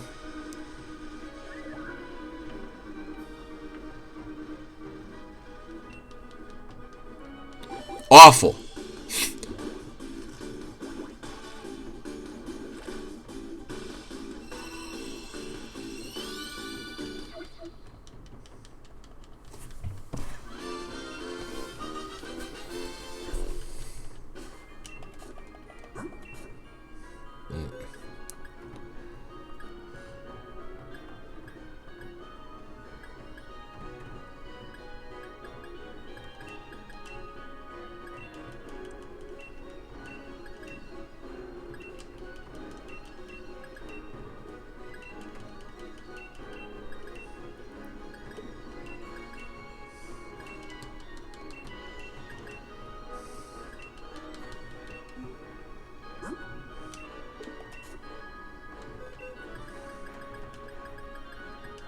I can't even imagine a situation where you would want any of those natures. Does it even exist?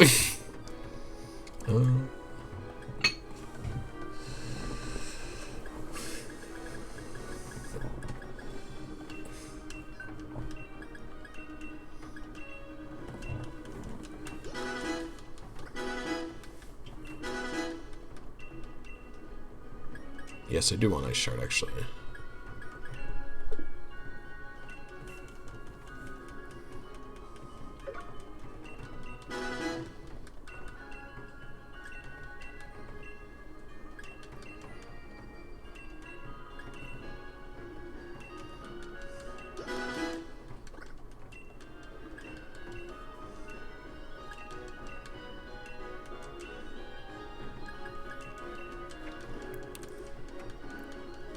Yeah, but like when you really start breeding a lot, I don't know how much you're actually breeding, but when you're like really getting into the breeding, it's just like, I don't know, man. It is rough.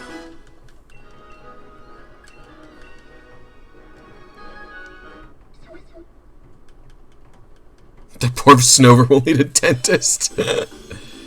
Yeah, I just didn't feel like grinding it out for the fucking 6 IV perfect Obama Snow. It's not worth it.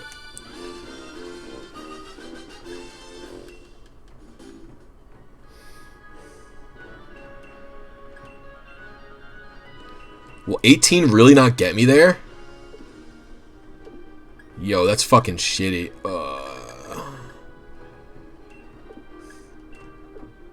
Fuck, I gotta do more raids, huh?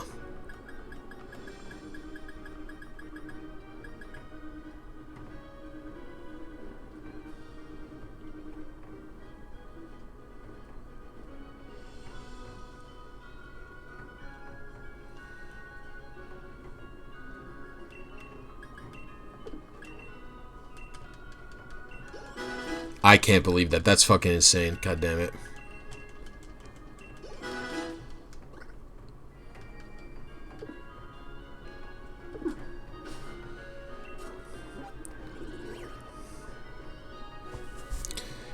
Yeah, but you could have just gotten it. I don't know. Yeah, grinding for the synchronizers wouldn't take as long as breeding would. I don't think.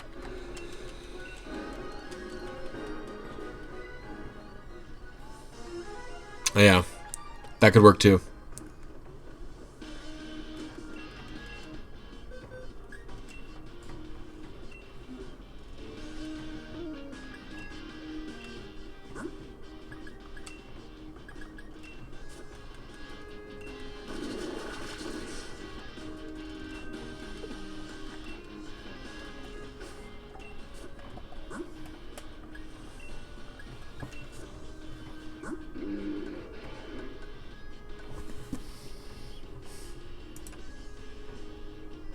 Alright, I should just give it protect.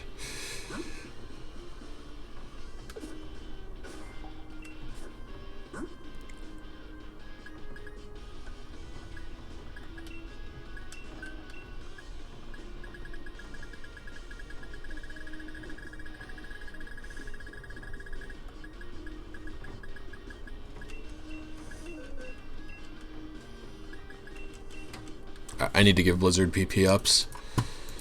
Too important. don't even think I have any.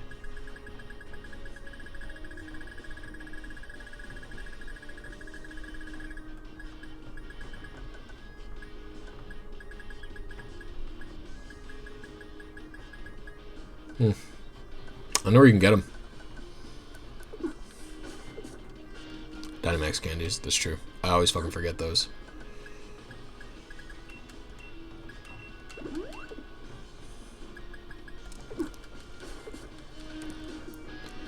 I do know about it. I don't have like a lot of trainer IDs. What am I doing? Buying BP.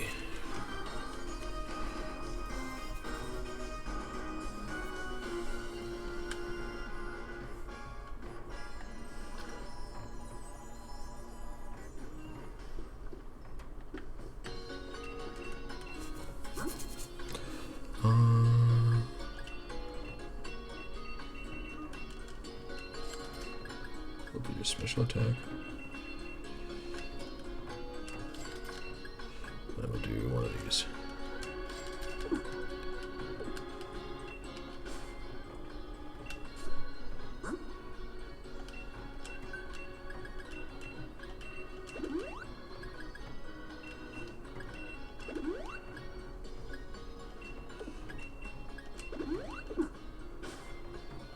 PP max on Route 2.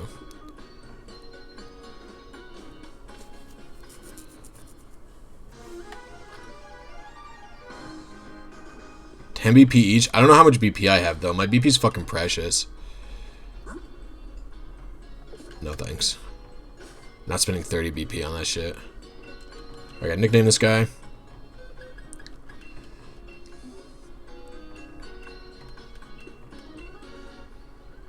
What are you thinking for her? I got a good one.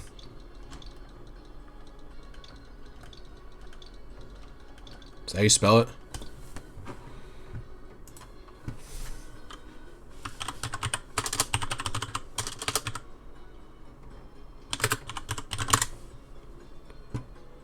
It is how you spell it. Okay. Do this.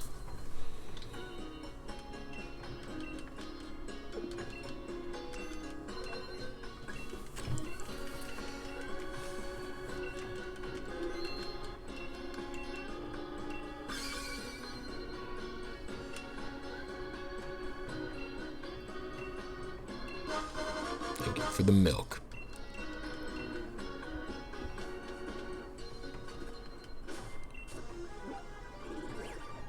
Route 2, there's a PP max, someone said.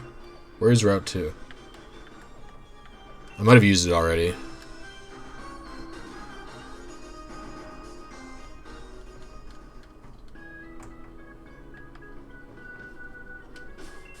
Well, it's an exploit because you can change the date and it'll without it.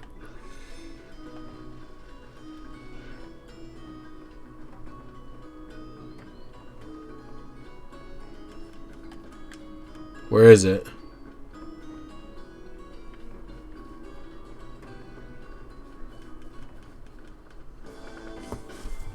Where's the PP?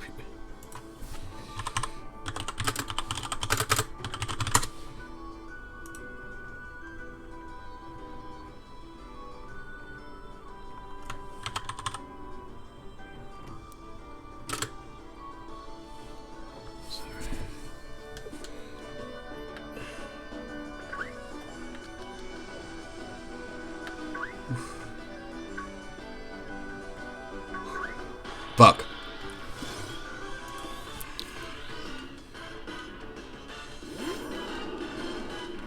Water. Yeah, that's what I just read on the whatever website I was at.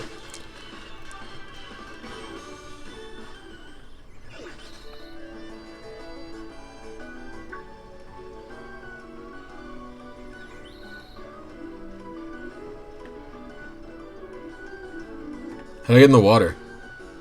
Aha!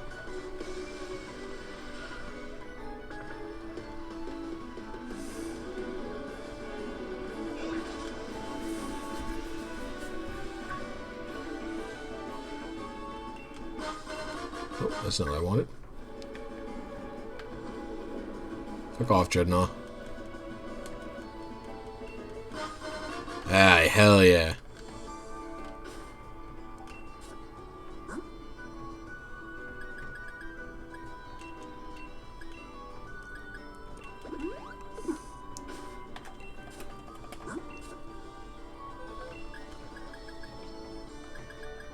Another Pokemon complete.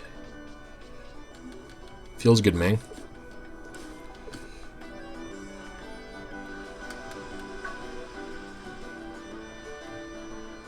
I've never been over this part, I don't think.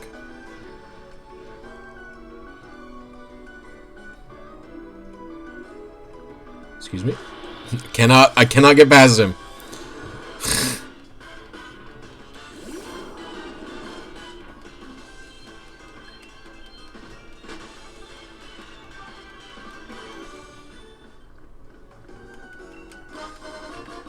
Ether.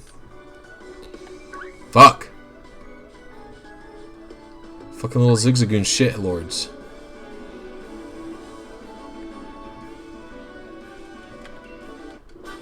Oh, that's a good TM.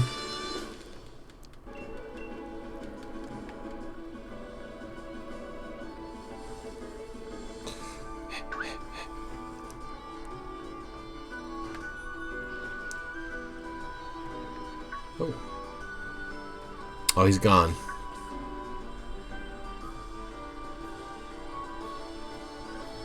I've never really explored this area.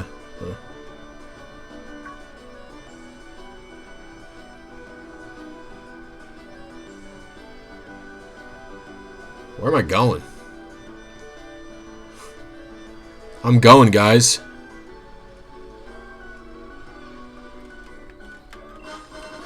Oh, yay! I needed this.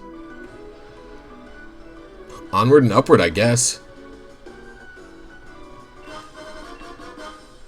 Oh, that's it. Hop on the water across the bridge? What do you mean?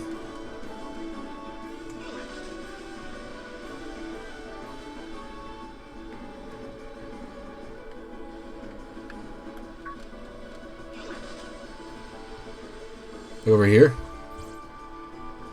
Oh. Cool.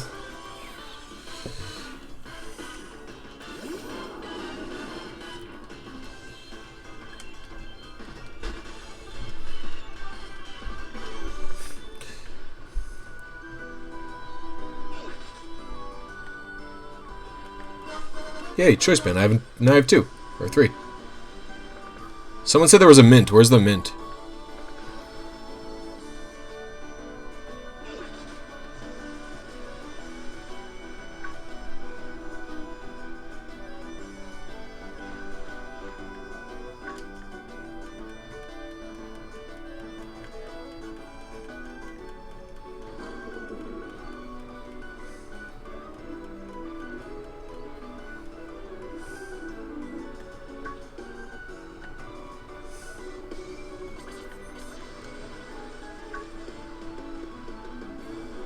Oh.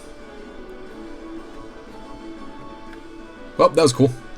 I was wondering where Psychic Seed was, bro. Awesome.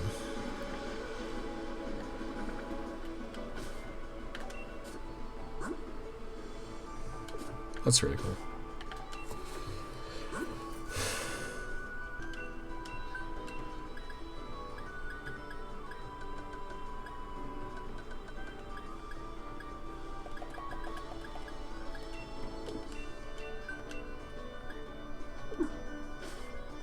Such explore mini, wow.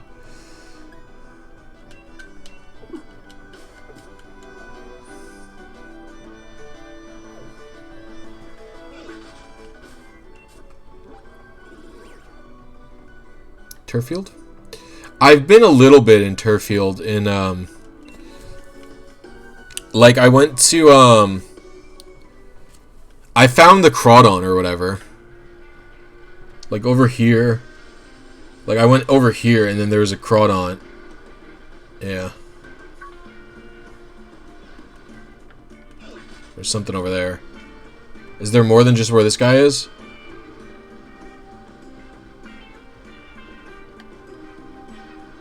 Or is that it?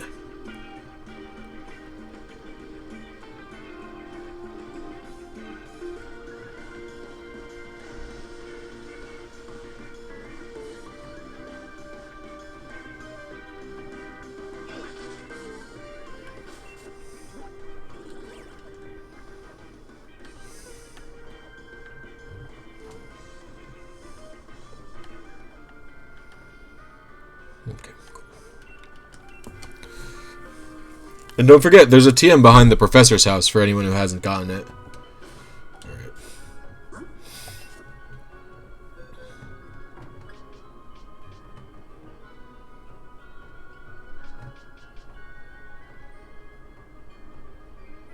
No, I didn't. What riddle? What are you talking about?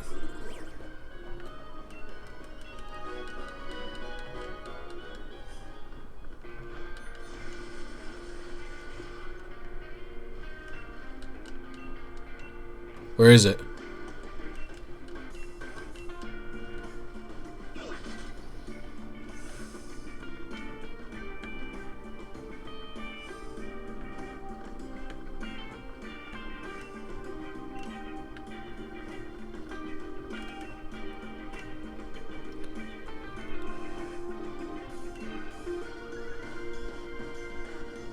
See yourself 3 standing stones.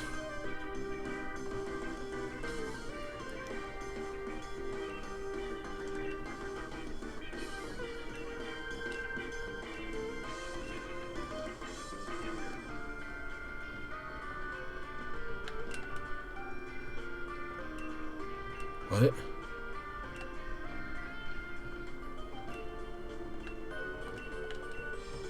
Huh. 3 stones? Is these guys?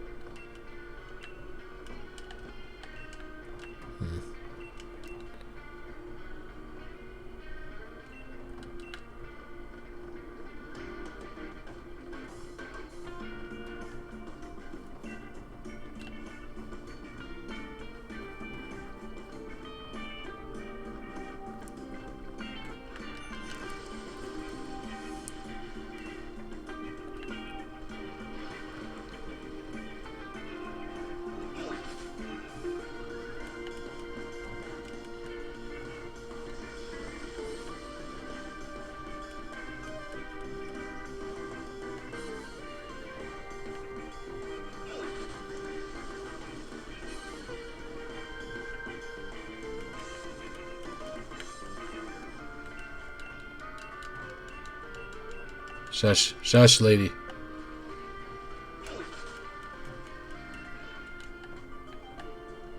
What?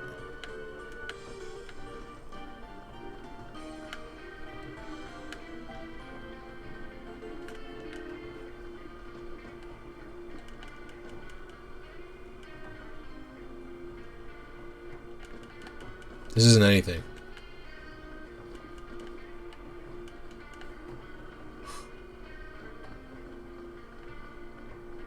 Oh, I would not say. Okay.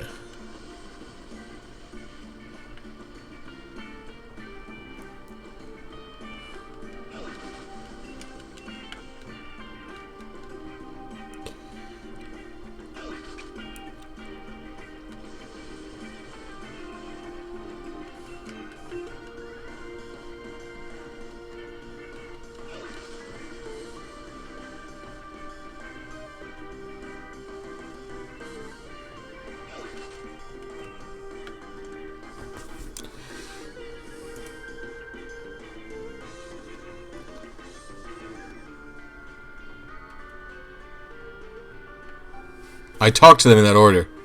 Do I go back to the girl?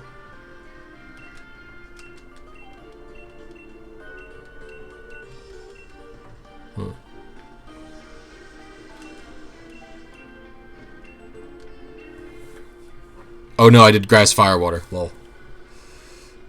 Wrong order.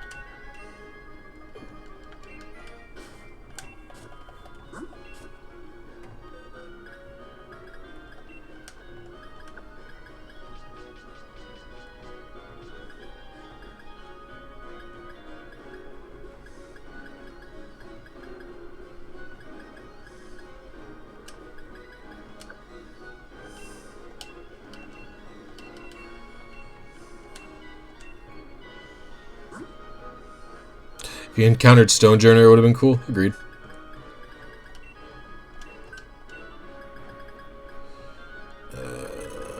Everstone.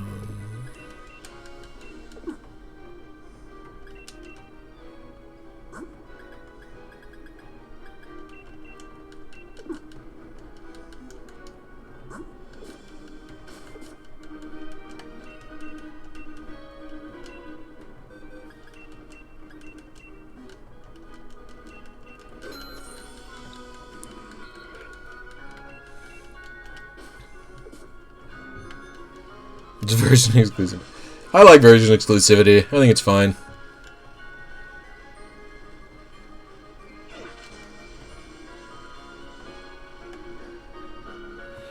Oh, you did? Yo, Super Saiyan, invite me to that raid, my dude. That's a fucking pricey raid. You can fucking charge people money for that shit.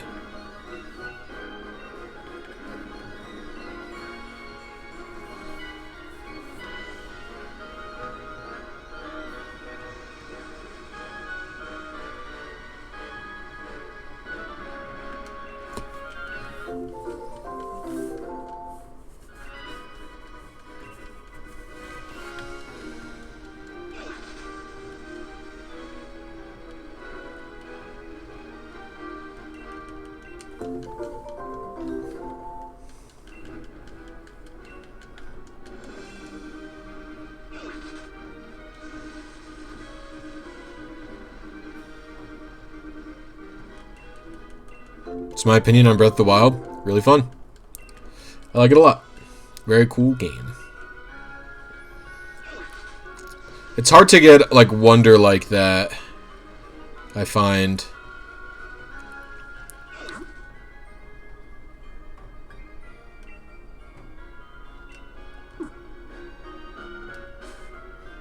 In a game.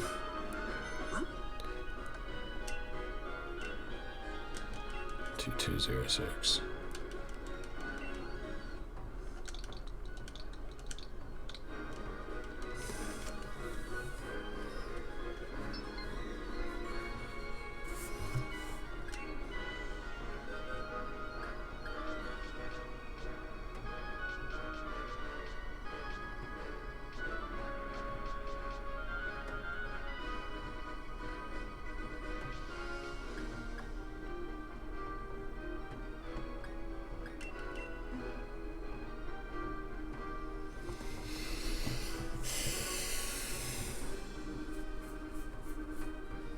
Hoi hoi, what's my favorite Christmas song? Oh, it's a Darkness song. It's I think it's just Christmas time. Don't let the bells end. I think that's the full name of the song. Do I have a favorite character in Breath of the Wild? Yeah, Cass. Cass, the bird with the accordion.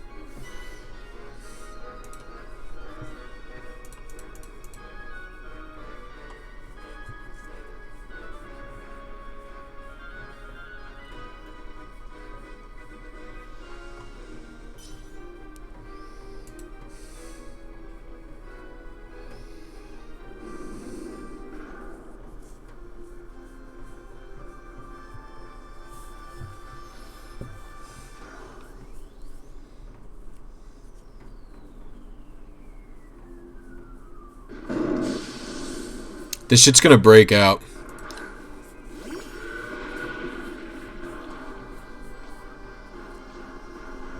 Just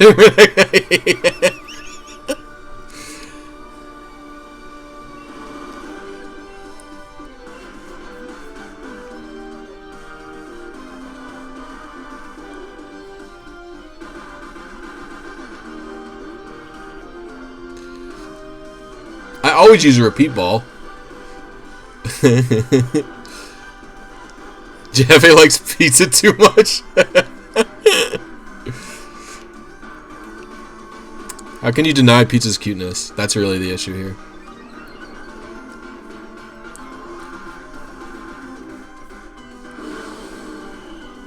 I know to use a repeat ball, of course. But it's still a very low catch rate, even with repeat ball. Is it not? Wow, that crit was clutch.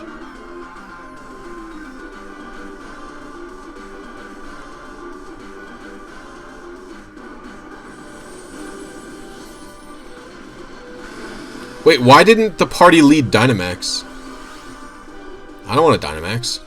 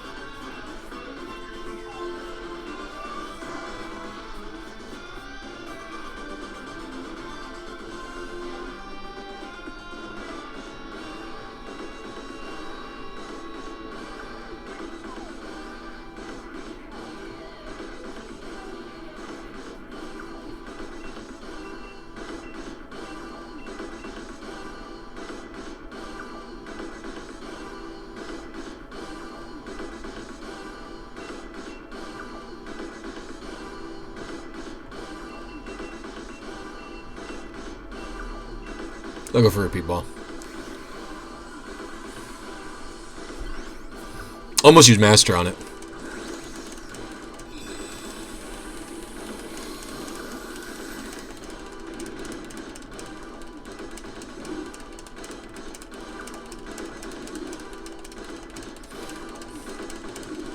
I do want it, but it's infinite.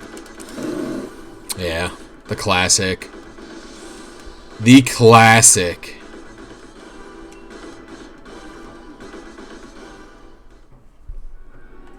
You need Drake and fish, I think.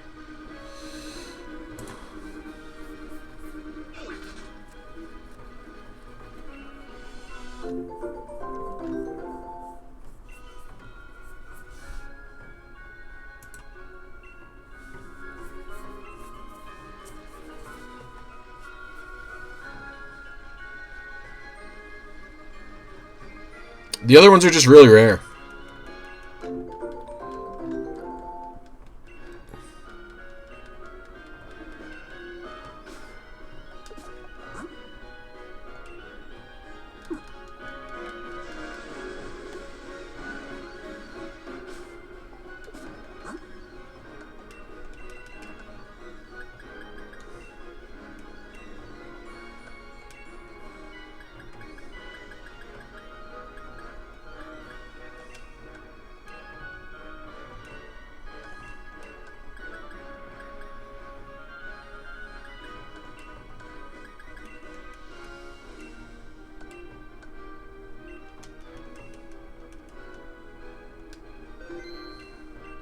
Smalley Biggs.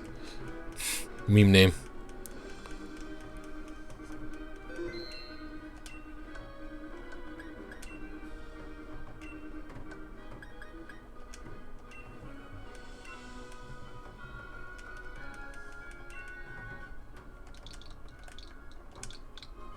I would love a zero speed child.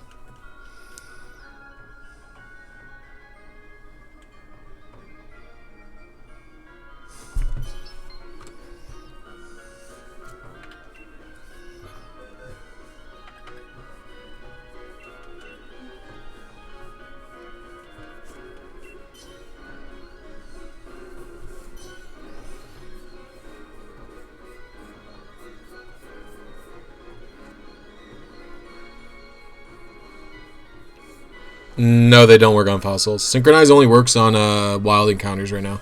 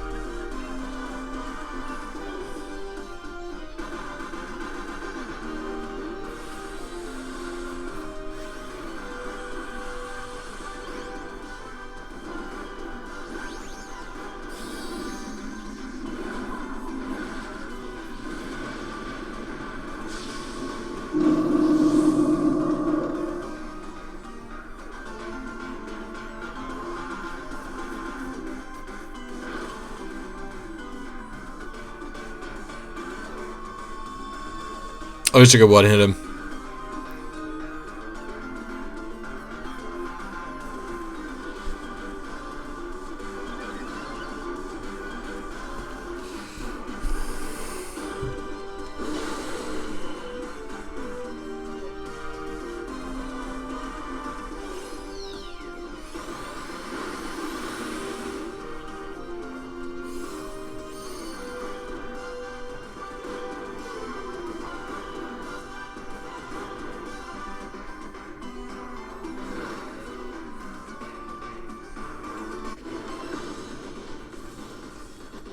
It's just most likely cheated. It's not most likely cheated. What kind of shit is that to say? Someone shiny, like a friend of his or a fan of his, which he has many of, shiny hunted it.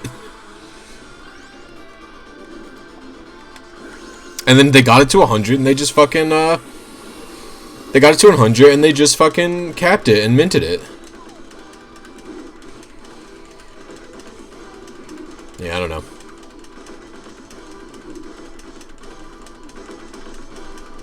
Yay! Woo! Very nervous.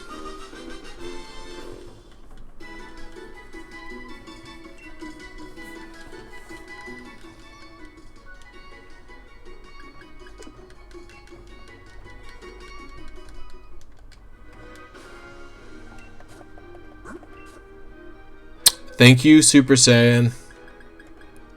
Awesome. Amazing.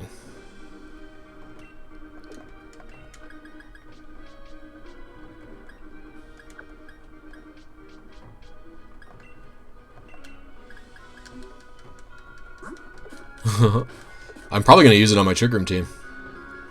That's for sure.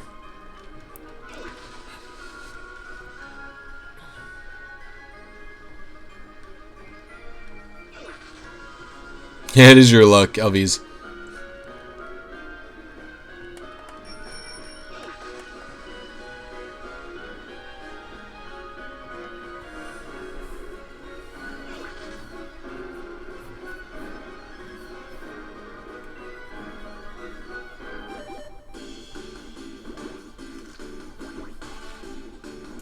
I don't understand why YouTube blocks friend codes. Bro, I forgot Onyx existed for a second. I was like, why did an Onyx hatch from this egg? Where's my Steelix?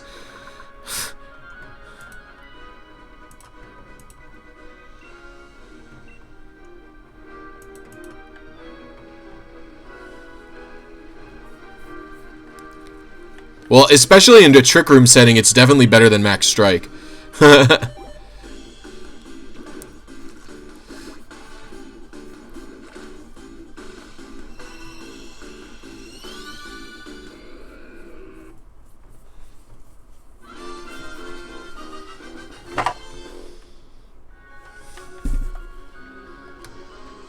I don't know, when it type it just like automatically gets blocked. It's really annoying.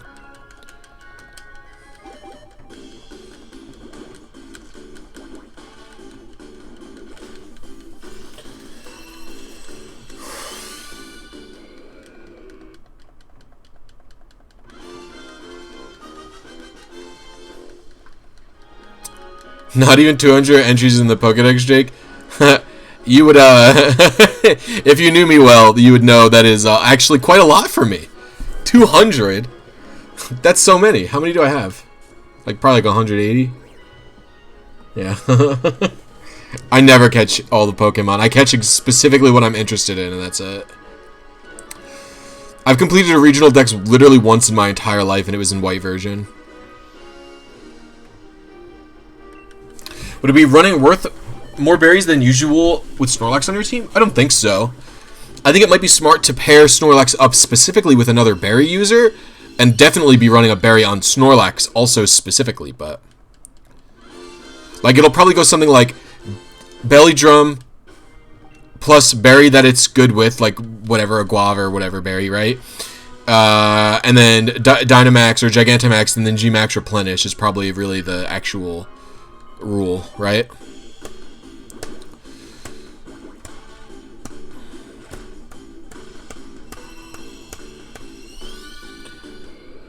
Yeah, White's my favorite Pokemon game too. Yeah, even with the nerf to those berries, it's still good.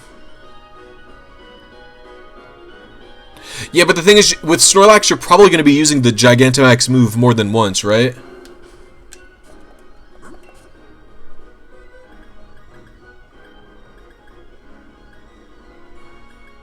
Alright, you're the best one so far. No, you're the best one.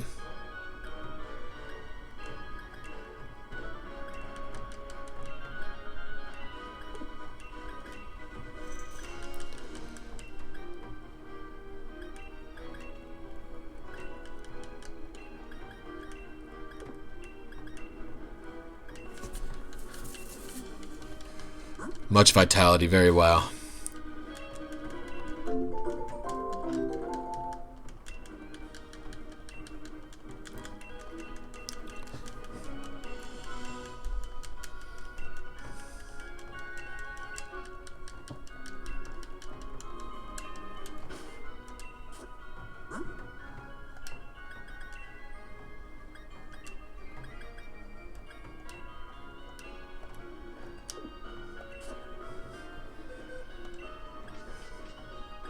Where's Pimpmaster?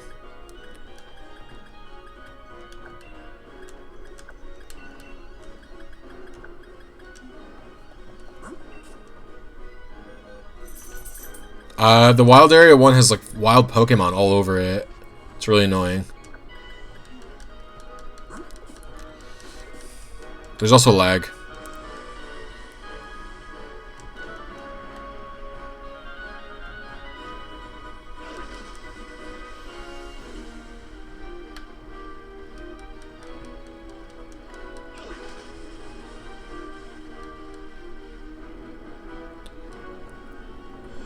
Why do you do 244 HP EVs for the Snorlax? Oh, is that like the equivalent of doing, like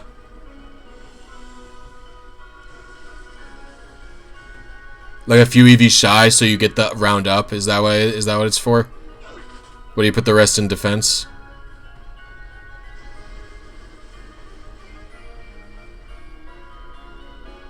You don't trigger Gluttony with 252. So stupid.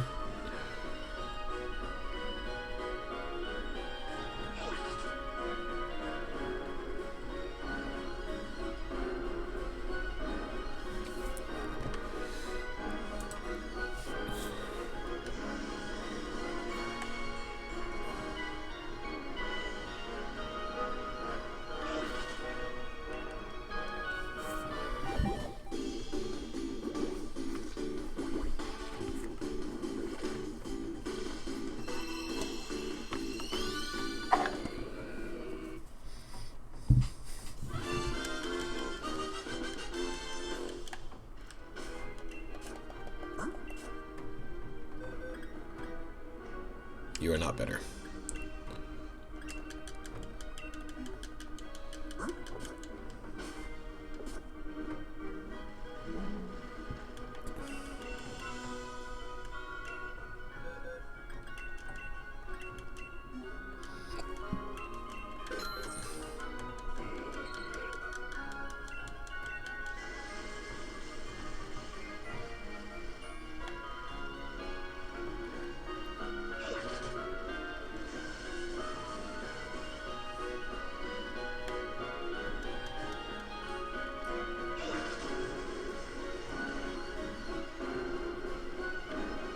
Yeah.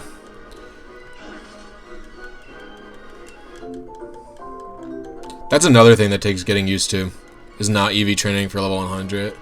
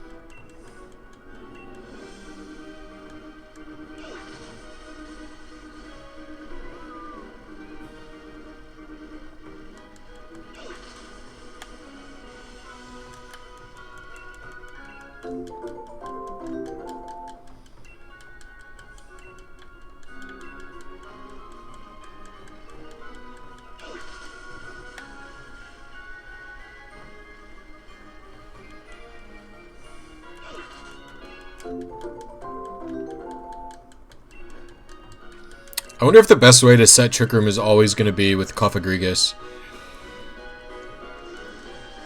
Or not Cofagrigus, but like with Indeedee plus Cofag or Indeedee plus Hatterini.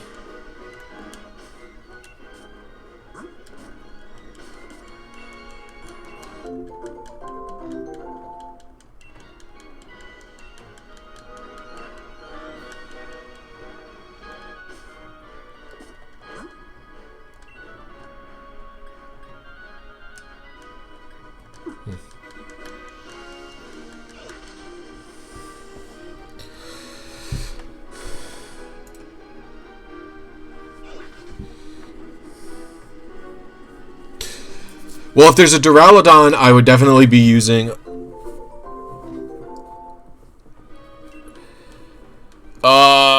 Fake Out is definitely not reliable anymore with Dynamaxing in the mix. I don't think it's bad at all. Because especially since you're going to be forcing them to Dynamax, but it's definitely not as reliable, because if they do Dynamax...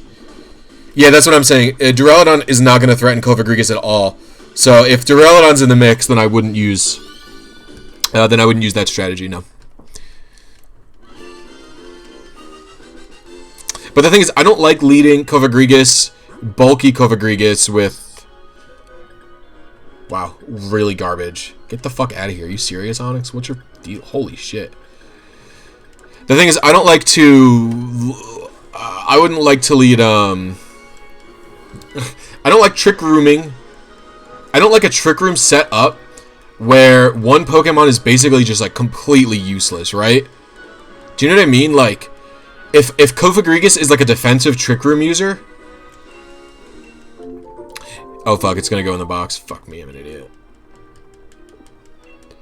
Like, if Cofagrigus is defensive setter, it's gonna be so bad with like an offensive partner. So if Cofagrigus I want to be defensive, then I have to use like an offensive fake out partner, right? That's got to be what I do. So I might need to get a good fake out user. Scrafty Cofagrigus might be a good idea. Who else is a good fake out user?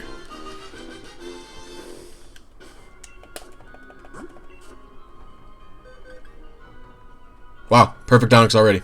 All right, well.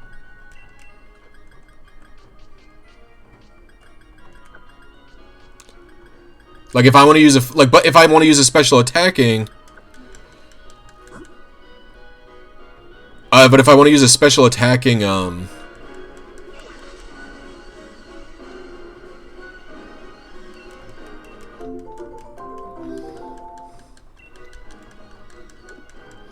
but I don't know if Hitmontop is powerful enough for what I want. I might use it, I might not, I don't know. It's definitely a good fake out user, that's for sure. Mr. Mime, hello. What am I doing? What am I gonna do with Mr. Mime?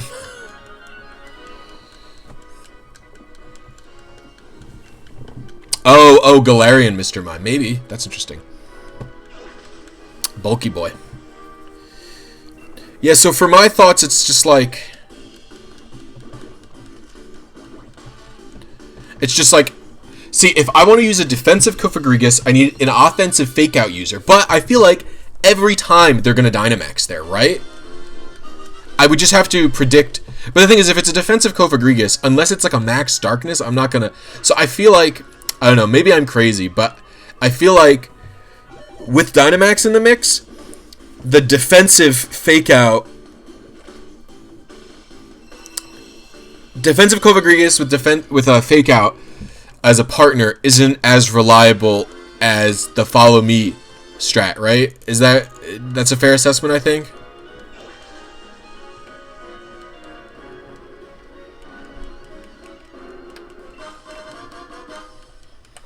So it might be better if I want to use Cofagrigus at all. Well, you know what? Maybe Cofagrigus defensively is a Trick Room setter, is good in the back, right? Like, maybe he's not a good lead mon, right? Like, I lead with the standard follow me Trick Room setter, but then in the back, Cofagrigus defensively, right? No, my issue with fake out isn't necessarily, ooh, I do like offensive, I I definitely do like offensive Grimmsnarl in Trick Room. But no. My issue is more so...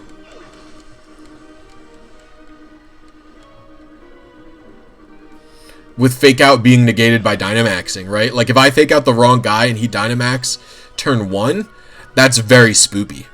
But I could have an offensive Fake Out user with defensive Cofagrigus in the back, right? That's pretty good. Or it could be...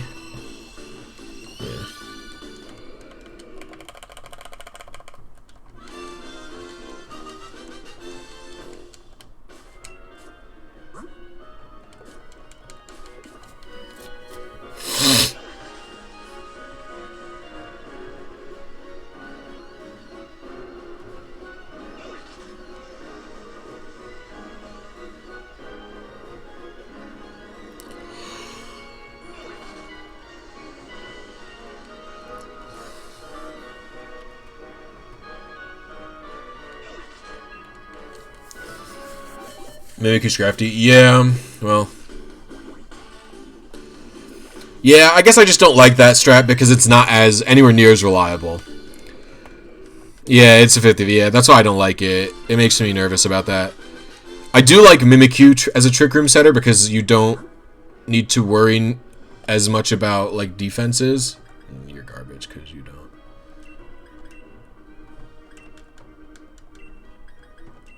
One more egg. I definitely want to get a Mimikyu set up if I'm going for a hard Trick Room, right?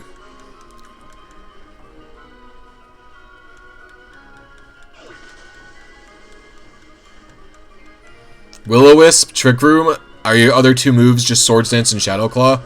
I don't love that set. Oh no, but if you're running it with the Scrafty, the Mimikyu can be a non-offensive user, right? Then that's not that bad, actually.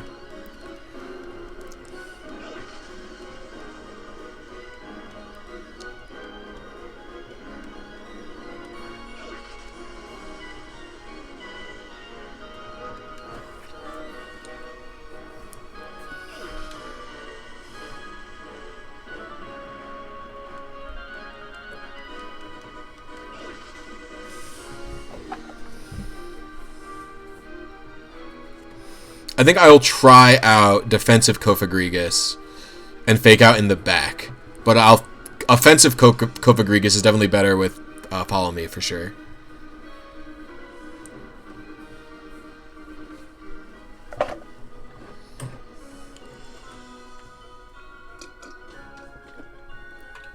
Like, defensive Kofag will be my secondary Trick Room setter to Hatterini.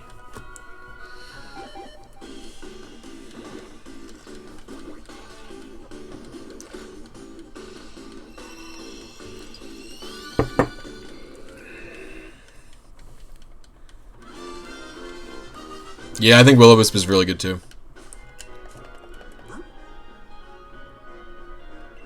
Yeah, I was going to run Colberberry or the other thing that prevents taunt.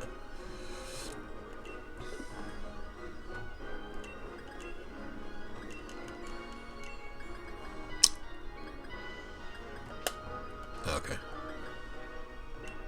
I got really lucky with this Onyx, by the way.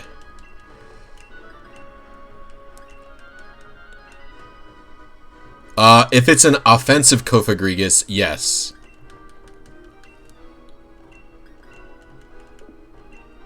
A defensive Cofagrigus would not run that.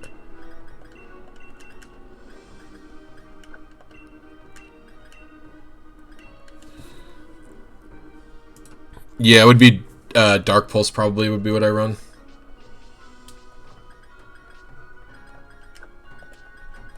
That's what these guys are, right? I have two. So this is the quiet one with max HP, max special attack, with just Nasty Plot, Dark Pulse, Shadow Ball. What are you? Quiet. This one is an offensive Trick Room setter, but I might. Its moveset's not really done. Yeah, Follow Me would be with the offensive one, right? So this one would probably be Shadow Ball, Trick Room, and then just an attack with Protect. Might not even run Protect, who knows. And then this one's defensive, it's Relaxed nature, and it's kind of split 50-50 in the defenses. It can take pretty good beating, And it's Will-O-Wisp, Hex, Trick Room, Ally Switch. Yeah. But this guy needs its moveset revamped. This one, I don't know. I don't even know if I like Nasty Plot on this. Yeah.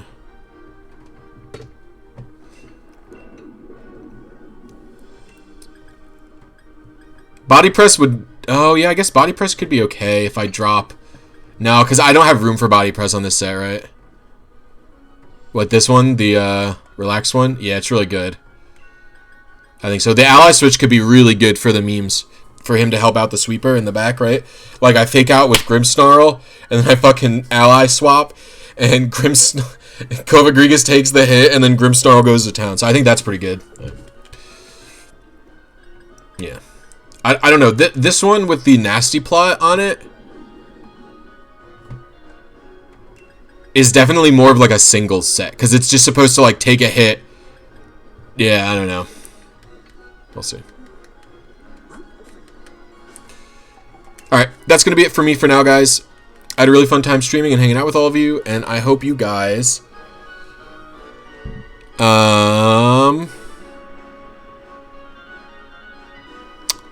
watch me tomorrow. I'll see you guys later. Oh, and thank you again for Darkanify for becoming a channel member again. I really appreciate it. No, I think Ally Switch, if it shares it with anything, would be Protect personally. Okay, what's up? What up, Pekka?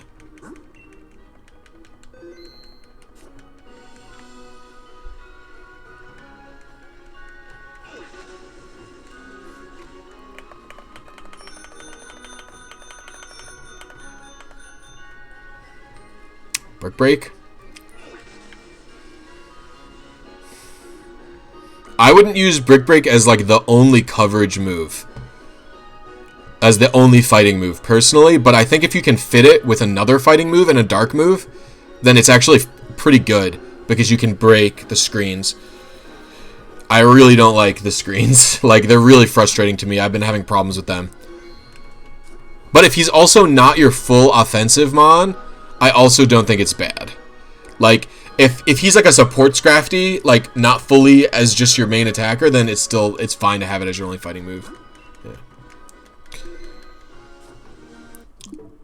Okay, I'll see you guys next time. Thank you for hanging out with me, and thanks again to Darkanify.